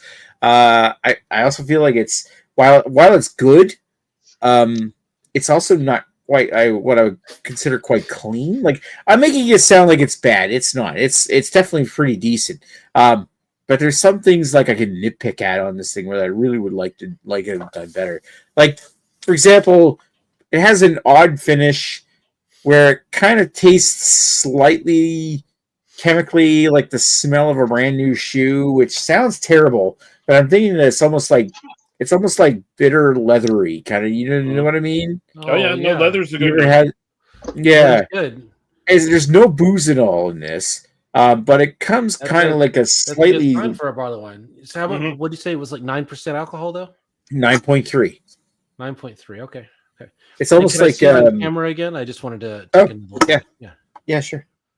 I mean, it's got the colors right. That's a beautiful color. Yeah. No. Yeah. That looks perfect. I mean, it had very little carbonation, but I mean, you don't really get that out of a barley wine. Yeah. You wouldn't speak on a barley wine. Yeah. The only complaint that I got is that it's not it's not as like toffee sweet as I would like. But at the same time, like I wish it had a bit more toffee caramel note. But what I get isn't bad. I still really like this beer. I just when it comes to me thinking about what a barley wine should taste like, I keep thinking back like locally made stuff. I keep thinking back like Trail. We made a barley wine called Facts a couple years ago. That was absolutely fantastic. This one isn't quite as good as that. I still think it's pretty well done. I think it could use some work, but you know what? Considering it's a maritime made barley wine, it's pretty decent. I'm going to give it 8 for style, 8 for overall enjoyment. That's my opinion. When I want a barley wine, I want a little bit of booziness, and I want like some marmalade taste in it, like some orange marmalade or something like that. Yeah, I wouldn't say that this is. I think this has got more like a slightly brown sugar caramel sweet. There's no marmalade. I don't get any. I'm not really getting much for fruitiness out of this. Yeah, and I'm getting that roasty, bitter, chemically kind of leatheriness to this. Yeah, could be leather, could be alcohol astringency. That could be where the alcohol is coming out. Actually, yeah. I'm not. Yeah, I'm not getting it like it's straight up burning booze. Yeah, out of this. Yeah. Well, it's But only it is- 9%. I mean, that's what's interesting. It's like 9% is pretty low for a barley wine. I mean, I'm not criticizing the beer. I'm just saying, like, like usually I think of a barley wine is like 10. I mean, my kind of classic barley wine is like Sierra Nevada Bigfoot, which is like 13% or something like that, 11% or something. And like hoppy as fuck, And so when I think of a barley wine, I either want like I malt, wouldn't necessarily. hop, This is definitely more. Like, how when it comes to hops, I would say this is definitely more skewing towards like British style. Well, I think about like a Thomas Hardy's, which I haven't had in like 15 years or something. Yeah. That's like your classic English barley wine, and it sounds That's like still... pretty on point for that. Like, it sounds like, especially the color seems right, and the color is perfect. Yeah, no, they got that right. Beer. I'm gonna say like that's the most beautiful beer I've seen on camera tonight. So Oh wow, big compliment. All right, so that's my beer, right? But I didn't make the beer. It looks good. That's Annapolis did. I think they did an impeccable job on it, but I don't know. There's stuff I can pick on. I keep thinking about like British or American style. They're not known for doing big beers either, so it's like that. They're not for like a first time big beer for them. Pretty much, like that sounds pretty impressive to like do it that good. Anyway, Yeah, like room for I feel like they've just done normal run of the mill British styles, like your British style IPA or your stout or something like that. And you don't really see a lot of barley wines in Nova Scotia either. Like that's you don't. Not how that's made. So, all right, so let's start circling back around, and we'll talk to Mr. Lee about of all the beers you heard here tonight. Which one would you like to have tried? Yeah, this is an interesting panel tonight because there was, including my beer, a couple failures on the thing tonight, kind of disappointments at the very least. So with Daniel's one, honestly, my experience drinking my cookie fucking bullshit beer kind of soured things a little bit with that one, where it just made I'm so sick of these fucking pastry stout thingies and brown ales and agreed, my friend, agreed. I'm just like, you know what, I could stick with regular Dragon's Milk. I don't need to see the variations, so I'm gonna put that one aside. It sounds okay, but I'm gonna put that one aside. Perfectly fair. Yep. When it comes to Gregory's one, he pretty much spelled it out. It's like it says 17 bitter years on the can, and it's not bitter at all. It should be more bitter than the fucking 10 bitter years. If it's 17 bitter years, what the fuck's going on with that beer? You think it'll be an upgrade, right? Yeah. And you were saying it's like it's supposed to be a Westie, but it has basically no Westie fucking anything going on. I mean, it's a Westie style still technically. It doesn't go into the hazy or New England realm or any of that bullshit, but yeah, it's like that beer can fuck off. Nick's, it sounds interesting. I would definitely like to try it, but I'm not gonna like immediately go and walk to Annapolis Brewery right now and break into their fucking brewery house and steal one. Well, I mean, there might be. Who knows? How many people are buying barley wines in Nova Scotia? Not a lot. But yeah, no, it sounded good, but kind of a little disappointed. You sound a little like, you buyer's regret. Honestly, you sound like you outright hated it, and it was a bad I purchase. didn't hate it, but I you wanna send wanted it more back? from it. No, you sounded really crestfallen. You look sad now, Nick. Really sad. So it's going to be up to Rob or Lee tonight. Wow. So Well, for Lee's competing, I have to yield to you. So Lee's sounds. You don't yield to interesting. anyone, Rob. Yeah. What even is? Yeah, Yeah, Rob, so Lee's sounds really interesting. A triple that's been fruited, which is not a thing you usually run into. Usually Belgian beers, especially just Belgian in style, they usually don't. You don't usually get a lot of fruit added to a lot of those. Usually it's just like, hey, our yeast is so good that we can make any fruit flavor you can fucking think of, bitch. Yeah. And that's Belgian that's been fruited. That sounds like the Lady Lee of beers. Wow. That makes no sense, Nicholas. Please refrain from saying anything else. Yeah, she see that Belgian. She started out fruited, Nick. You're fruited. It's always been fruity. Wow. Again, more non sequiturs. Don't need them. And you're saying it was like kind of like a fruited tea of some sort, and that sounded very interesting to me. So that made it a strong second. But I have not had Kentucky Bastard. Now it's just called Kentucky, whatever. But I have not had Kentucky Bastard. Politically correct. Yeah. So and it sounds. I guess It is. And it sounds like an amazing, just Kit knocks it out of the park, fucking barrel aged bourbon stout. And it sounds like more than 8.5. Yeah.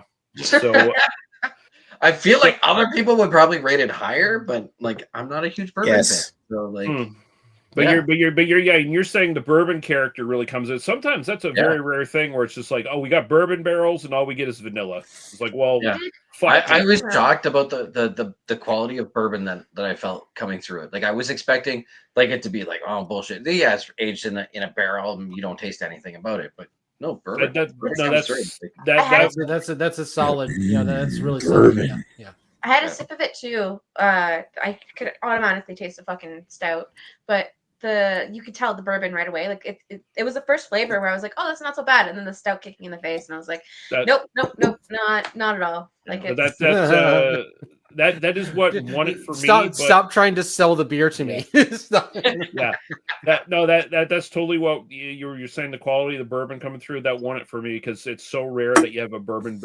barrel aged anything where actual bourbon really comes out. So that's cool. I definitely want that. But Lee's was a very, very close second because that just sounds like a really interesting beer. So there you go. Yay! I'll take it. I knew his is going to be one of those like fucking knock it out of the park things because, like I don't even like bourbon and I mean bourbon. I don't even like stouts, and I knew he had a better beer than me. You can be trained. All right, so I'm assuming that Mr. Lee's voters are vote for Rob. Yes, vote for Rob. All right. Let's move over to Mr. Daniel. And of all the beers you heard here tonight, which one would you like to have tried? All right, I will quickly walk through them all just to be a completist. Lee, you said your beer was disappointing and kind of not great. Sorry, you're not going to win tonight. I mean, I agree. It sounds not great. Greg, yours is also honesty does not win on this show. Honesty doesn't win. My honesty is now coming back to haunt me. The only thing I have to give to this show is my honesty. So, I actually really want to try 10 bitter years based on your description of it because I'm really interested in that. It's impossible for me to ever taste it, but like I feel sad about that. You made me feel something nostalgia for a beer I never drank. That's the strength of what you did for me tonight. So I appreciate that. Yeah. I would also. I also want to try 10 bitter years again one day. I would also really love to try 17 bitter years just to taste it and kind of know, like, to know exactly what you're trying to say because I kind of know, but I can't taste it, so I don't know. But again, yours is not going to win. I apologize. Lady Lee, I love a good triple. I hate a good triple with adjuncts. You're not in the running for me. I apologize. Yeah. I'm sure it's a. I would No, love to try it, but I'm it's not. It's taken. not for me. It's not for me. I So always for get me, it excited when is. I wouldn't vote for my beer either. I always So get for excited when I me- win one of these because I know that I never bring a stout, and usually stouts win. So when I bring something that comes in and beats the stouts, I'm like, oh yeah, but I usually expect to lose. So I Yeah. never do that. No. There we go. I love a good triple. I love a good triple, but whenever it's like, oh yeah, we put kumquats in a triple, I'm like, yeah, I don't know. To me, you're missing the point of the Belgian ale tradition. That's just, I don't know. Like, I have just a philosophical revulsion that if you said it was really delicious and it really hit all the notes and it really did everything for me, I would look past that, but you didn't. And so, that's where I land on it. So for me, it is very close between the barley wine and the imperial stout. And look, I'm very sorry, Nick.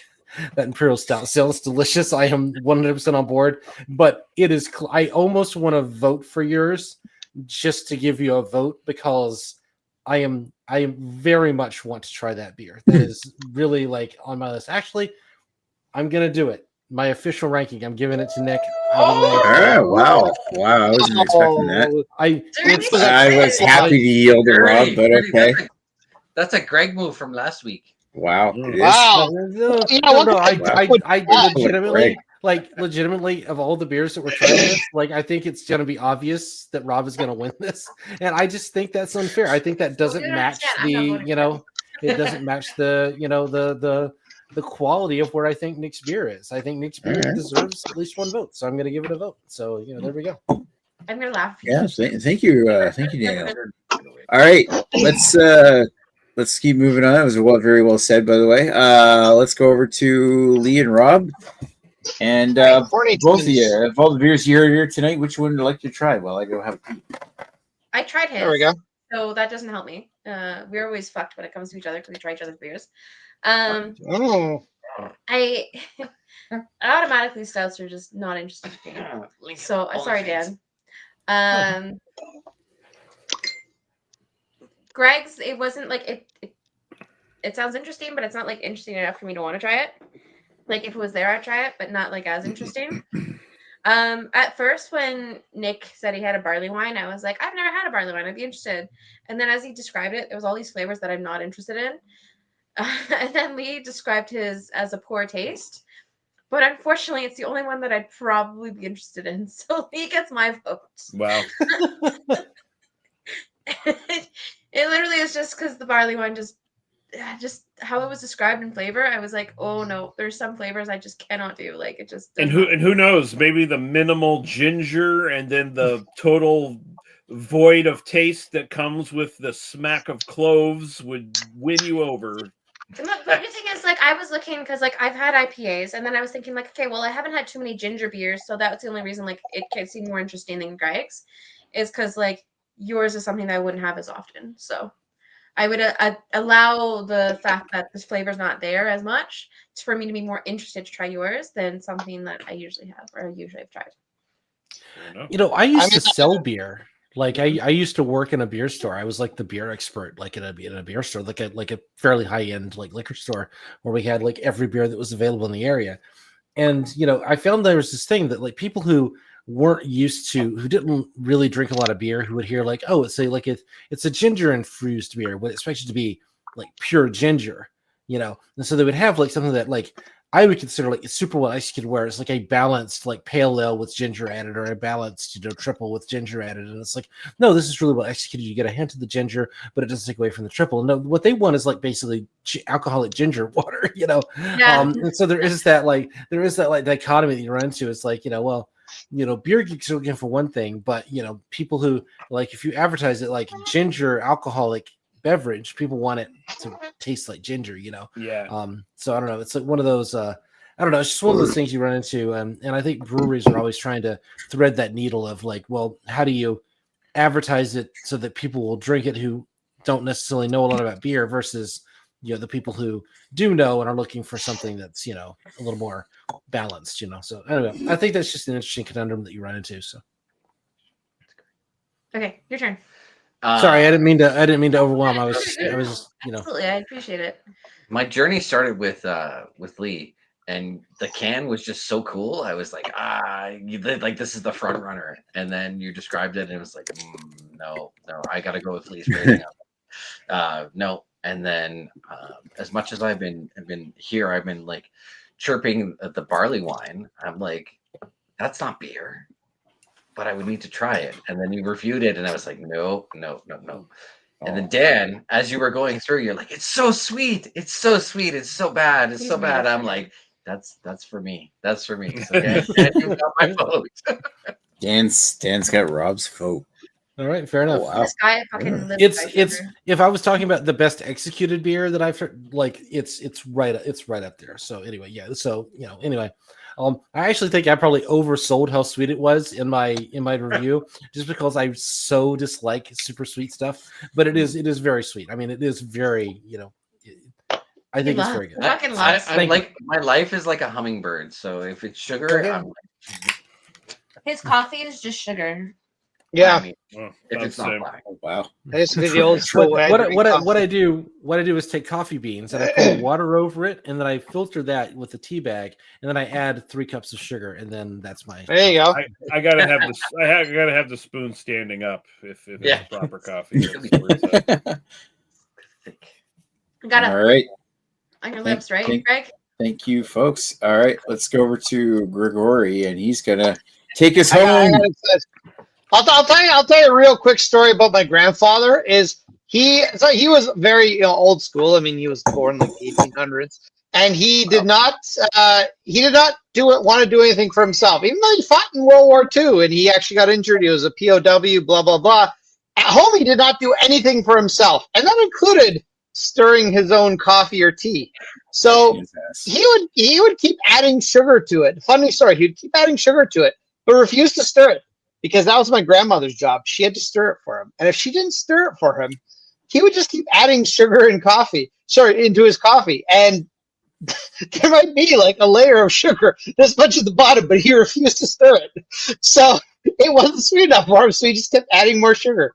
I just thought that was a funny story. Wow, your grandfather sounded like a Wow. fucking dick. Yeah, he probably Damn. was. He was a Polish guy that was like, I mean, he died in the 80s. I mean, he was a Polish guy who was like born in either the early 1900s or late 1800s. He's Yeah. related to Greg, after all. I mean, I can stir my own coffee, Nick, even though I have it black. But anyways, that was just a funny side story.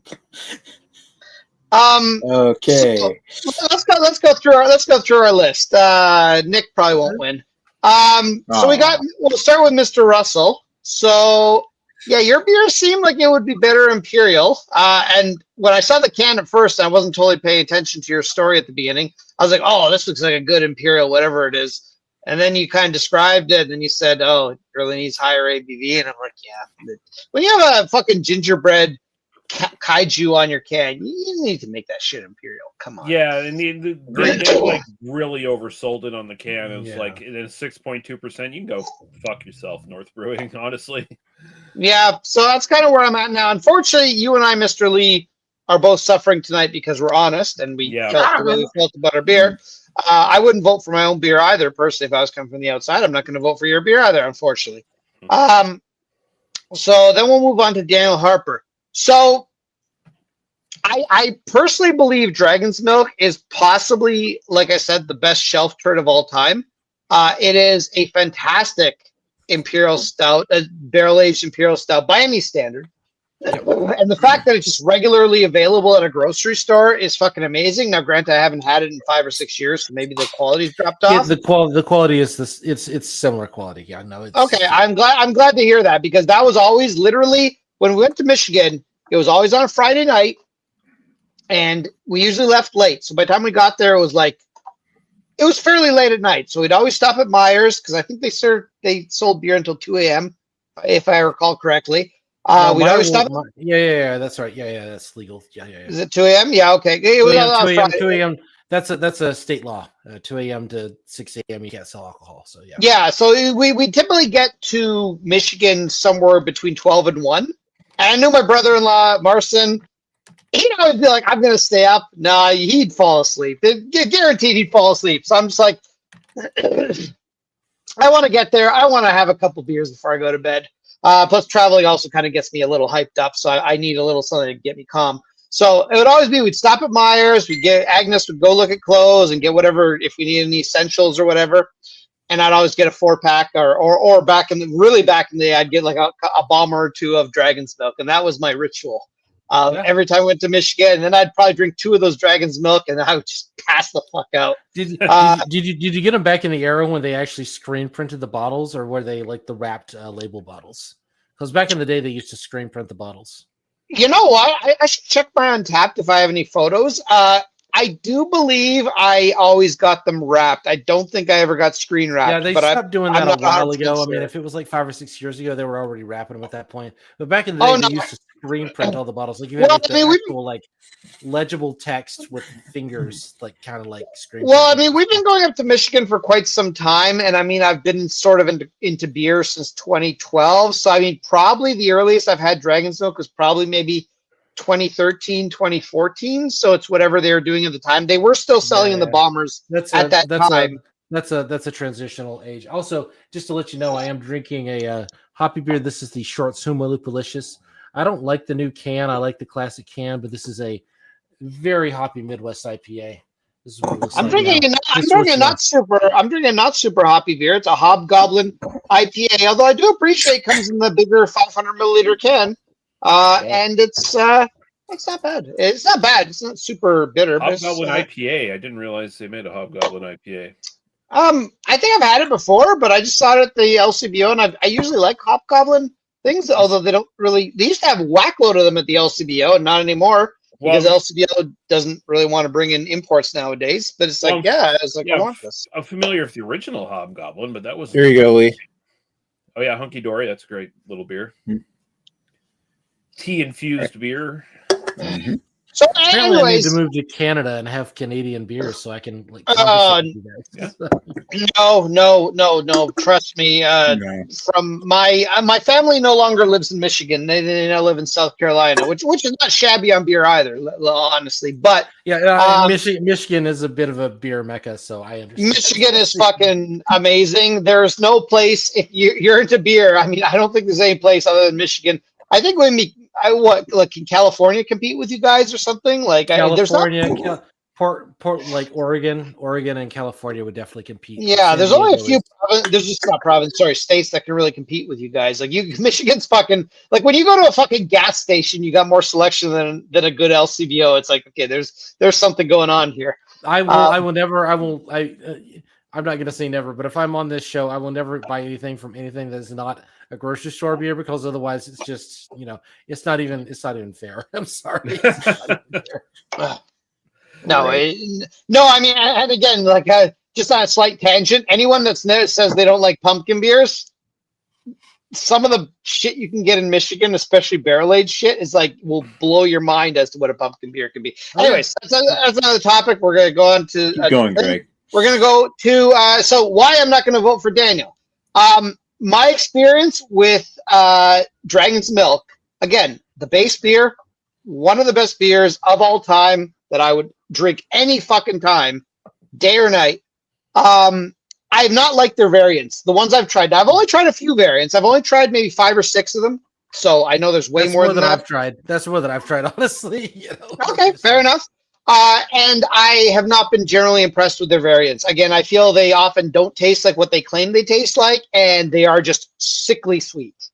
And I'm just like, I don't know why you guys go from making this amazing base beer to these variants that are not so great. So while I would absolutely love to try your beer, it's not going to be my number one, just because I do know that their variants to me generally are disappointing. And almost every time I drink a variant, I'm just like, I wish I just had the original, because that is the one to drink. And I don't care if it's in the city or grocery store on the shelf for 6 months, it's still amazing.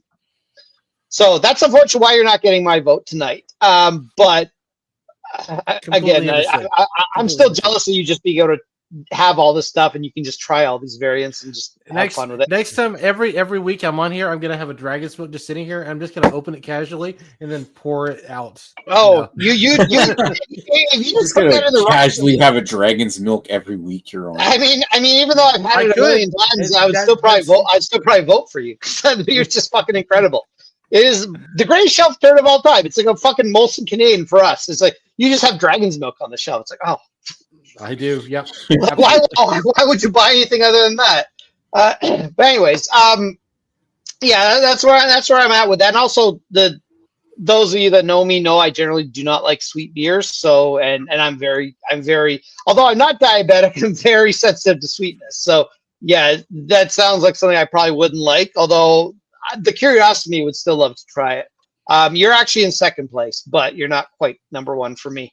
Now let's deal with the OnlyFans twins over here.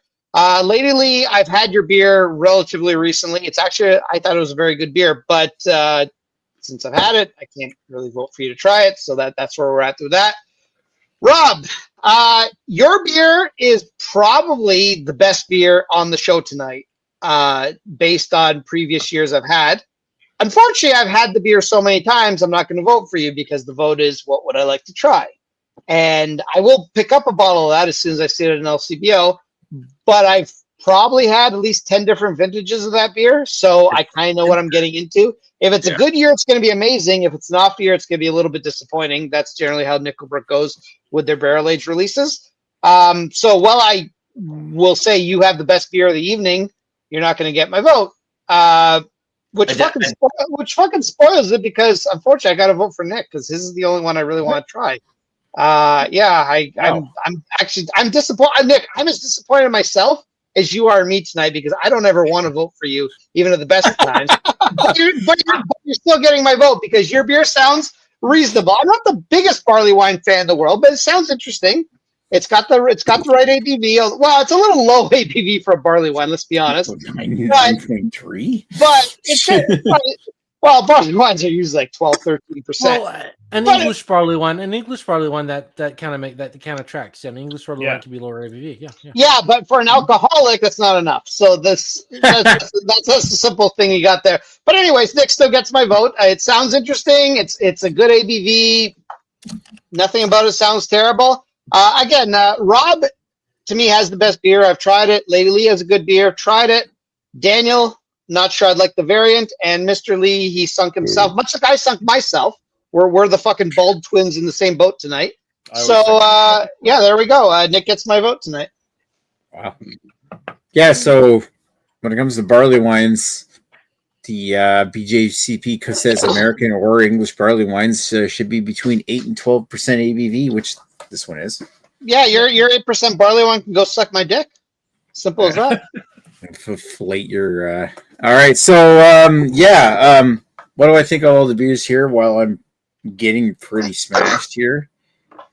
It's hitting me. Okay, so it's okay. Take your time. Take your time. We're good.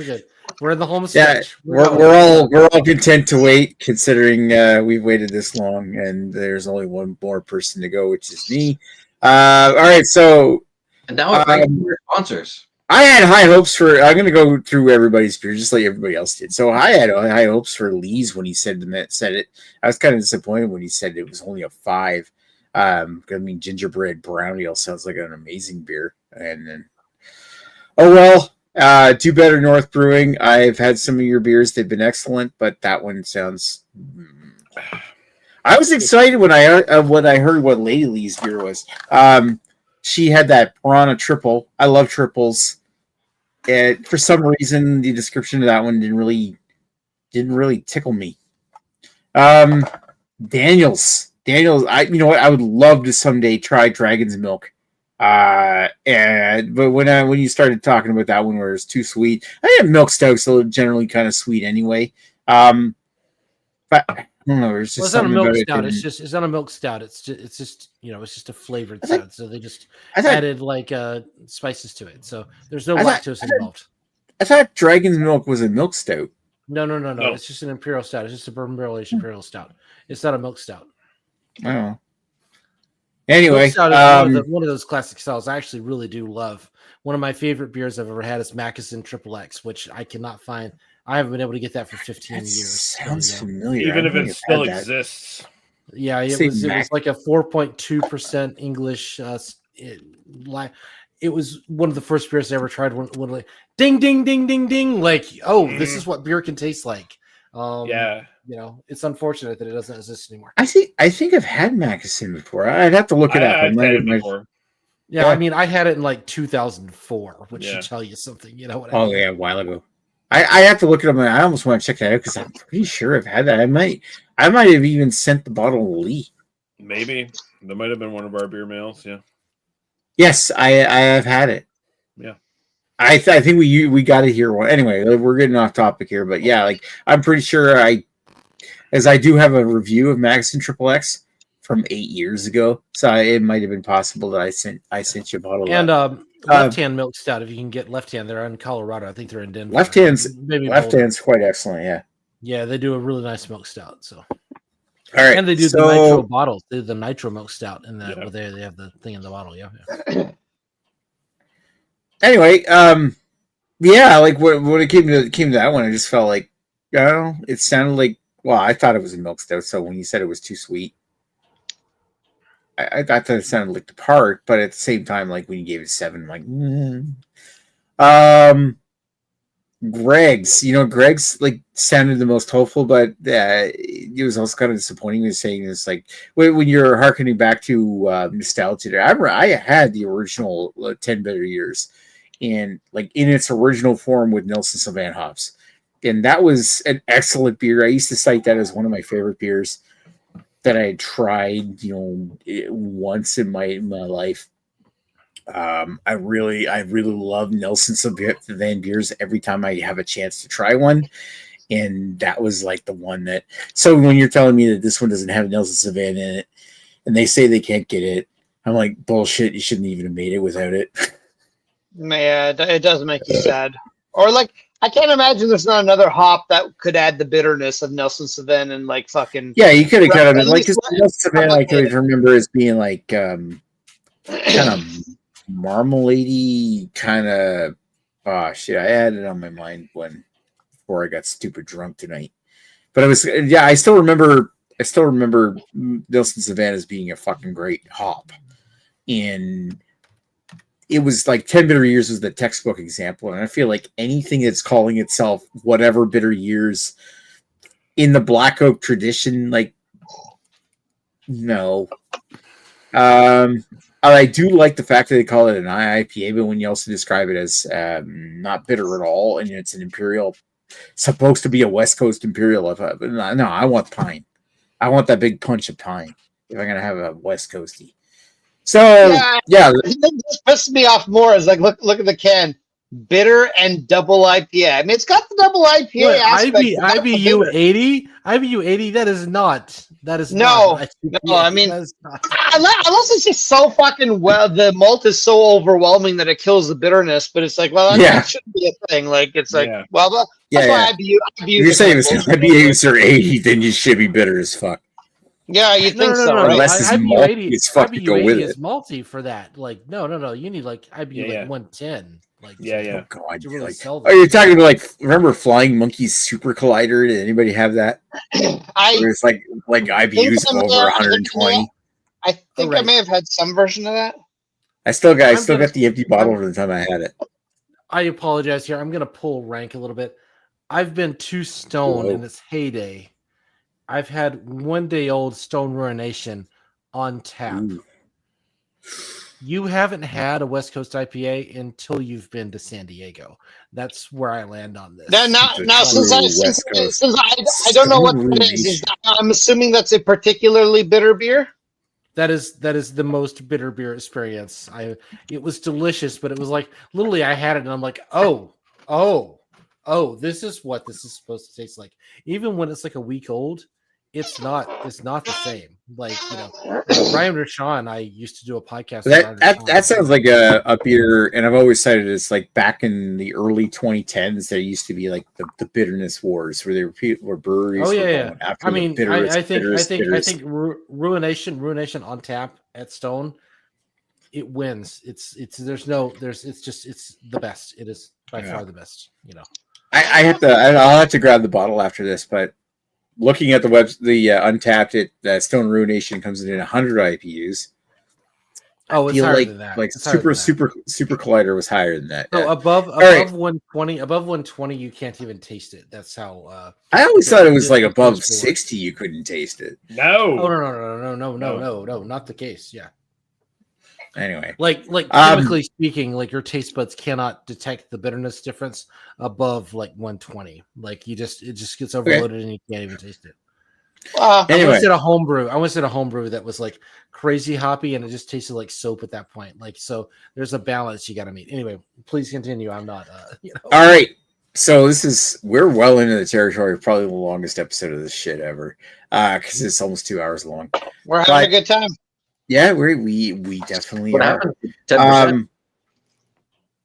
We're all subscribed to your OnlyFans, Rob. So, what do I think of my favorite beer tonight is? I've already described everybody else's beer, so there's only one person missing. I've had Nickelbrook's Kentucky Bastard before. Fucking love that beer. The description, even though Rob is talking about it, and Rob, I see lately is taking off for some reason. Rob's description about it, like being super absolute super bourbon, and I'm like dripping in super like dripping wet bourbon, kind of like overpoweringly bourbon. I'm like, oh my fuck yes, I want that now. Makes Nick dripping. Why am I hearing some like 1990s jazz music all of a sudden playing in the background? It's like careless whisper in the background. Yeah, no. I may have had it before. I want that Kentucky bourbon again. I'm gonna vote for Rob. Yeah. I mean, like so that said, means the best beer of tonight. So Rob win? No, there's a 2-way tie. Oh yeah. And between me with the barley wine and Rob with the Nickelbrook Imperial Stout. So Scott has to break the tie because he's Scott. If you're still watching, no. Before we go, Scott, is there anyone who in the panel that's actually live did not vote for either one of you? So Lady Lee and Rob. Well, Rob can't vote for himself. So Lady Lee is not present. And Leah's not going to vote for Rob's. All right. So that really boils down to Scott. If you're still there in the chat, I did not turn down the volume so that you can't hear this.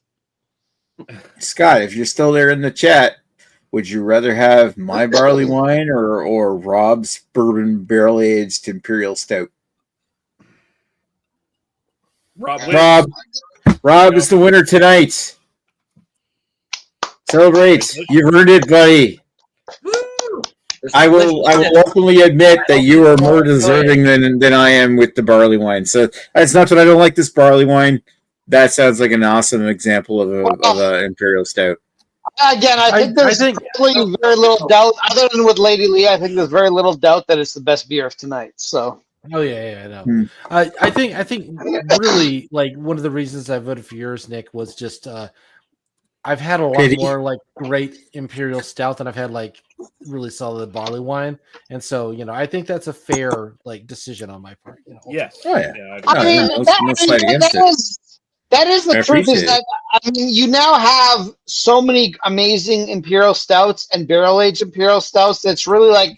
To get a really good Imperial Stout is not that amazing anymore, whereas it used to be. It's like, and I mean, again, don't get me wrong. I was always love a bourbon barrel aged Imperial Stout, but there's a lot of good ones nowadays. Whereas, just saying. Oh yeah, just saying. Matter what, because we're in the same room, I can taste his drink, so I can never vote for him. And it's unfair. So I'd rather. I think. Yeah, that's why. That's why you won't pay for his OnlyFans because you can just taste his drink anytime you want. That's why we were at the end like, okay, well, who didn't vote for either Rob or me? And it's like Lady Lee and Rob. Okay, well, Lady Lee is like Lady Lee can try Rob's beer. I think Rob.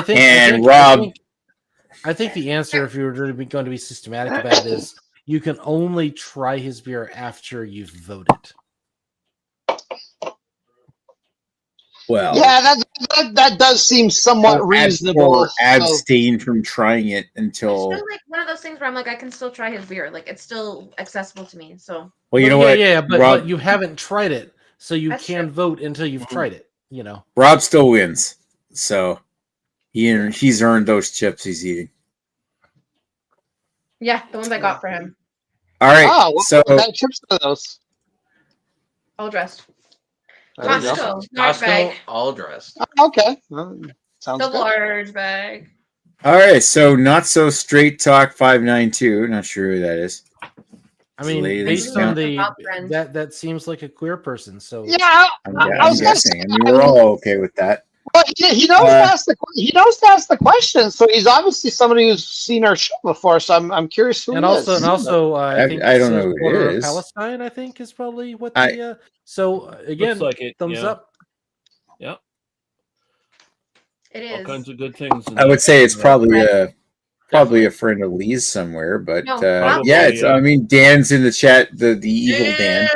Yeah, you're too late to ask the question, Dan. You can fuck off. Well, we're answering it for whoever asked anyway. We're going to do as long as you know what, as long as Lady Lee and Rob can get this, because otherwise it'll just be me and Greg. They can get it in Toronto for sure. I am They in can. bargaining next week. It is her task to acquire this beer. Yeah, All right. can get it. They can get it for sure. Well, you're in Toronto right now. You should be able to get this. This is IPA number 31 from Collective Arts. And Scott, if you're still watching, you can get this at our local liquor store still. So this is a West Coast IPA from Collective Arts. Definitely worth seeking out. We haven't done this yet. If you're looking it up on the LCBO website or app, it doesn't say Summit Peak. Just look up Collective Arts 31, and it literally just says IPA 31, and they don't have a picture of it. They don't fucking say what it's called. It just look up Collective Arts IPA 31, and you'll find it. Because it's like I don't know why they don't even list it properly on the website, but that's the LCBO for you. Sounds good. We'll take a look. While we're in Toronto, I might as well take a look because there's a lot more options. Oh yeah, I'm sure. Yeah, like it looked to me like downtown Toronto. I don't know. I assume you guys are like at Yonge and Egg or whatever, but over in your area, you guys should probably find it. No problem. If Scott's still listening, they have 42 cans left of it over at the KV store by Superstore. So, come on, Scott. And Scott, stop if your winter tires. If you're so cheap because you bought winter tires and need a sponsor, then let me know. I would love to have you on next week. What a. No, I'm not gonna bike it over to your place. You're a regular philanthropist. I'm gonna be a good friend if you want it. Oh fuck! Let me know if it's fucking $5 you need for a beer. I'll fucking send it to you. Don't worry about it. Exactly. Just fucking Greg will sponsor it for free for $5. You can sponsor a Scott to have a beer. Listen, if you honestly can't afford the beer, I will fucking sponsor it for you as long as it's not a fucking like $34 beer. As long as it's not Nick, right? What I hear is Greg's buying a future vote for another bring your own beer. Right. No, Nick, you have a lot more expendable income than anyone. So Lee, that's called campaign contributions or future considerations. True. Yeah, there you go. Yeah. Buying votes. All right. Okay, so tune in next week. We will be coming in with an actual BA 101 on an actual single beer. And then probably after that, we'll go back to doing BYOBs. Well, we got a rosé to do. I don't know if it'll be the week after. We got a rosé to do at some point. That at least I think me, Nick, and Lady Lee have. So that's if Lady Lee can get a pack of that, probably in Toronto, I would definitely picking up the 1664 Kronenberg. I think she has it still. You still have it? Grab it. Go grab it. We're gonna do it because I bought a pack and yes, Scott, I have a can for you. Good friend Nick. Good friend Nick. The spirit. But I mean, the rosé could probably wait till I don't know after Christmas if we need, because then that rosé is not going to go bad. I mean, I feel we have all of December. I don't feel we need to wait till after Christmas. Like we don't have that many fucking shows we can do. But well, I mean. I'm just saying, like, we decided to do Christmas beers next month and a bunch of BYOBs to have fun and have everybody here. Because when you got to talk about the rosé, for example, I'm not sure Lee or Daniel can get the rosé from Kronenberg 6064. No. Well, I'm gonna throw it. I know Mr. I mean, I can Mr. look. Lee, I can look, but I don't think. So. Yeah. I was going to say, Mr. Lee is not necessarily available every single week due to his work schedule. So maybe just find a week that he's not available, and we'll do it that week. There you It's go. it's not even a work schedule thing. Usually, it's just I'm podcasting next Wednesday. Okay, well, whatever your reason is, some weeks he may not be available. So just figure out what week he's not available. And do it I'm then. just saying, like, it can definitely wait till a week you're not around. And also, I just in general hate you guys, and I can only stand so many Wednesdays. I mean, that is a totally fair answer, and I can't even disagree with you on that. Yeah. I mean, I can only have so much human contact, even digitally. Yeah. It's Yeah. too much. Lee and I talk about you guys behind your back. I'm not sure. Well, All right. And then I can barely do it with Daniel. It's just like, okay, I can stomach him this week, and I can talk shit about everybody else, and it's Listen, when I occasionally have to watch an episode, I don't typically like to watch my own content, whether it's podcasts or shows or whatever. And I have to fucking watch content of ours to, for whatever reason, I need to look something up or whatever. And I have to hear my own voice. It's fucking awful. So I feel bad for the rest of you guys. I have to always hear my voice because it's fucking awful. I mean, you're You're a staple at this point, is though. pretty bad, but I've heard worse. So Yeah. I appreciate that, but yeah, it's still pretty bad. And I've heard the worst things that are expressible in the English language multiple hours a week. So.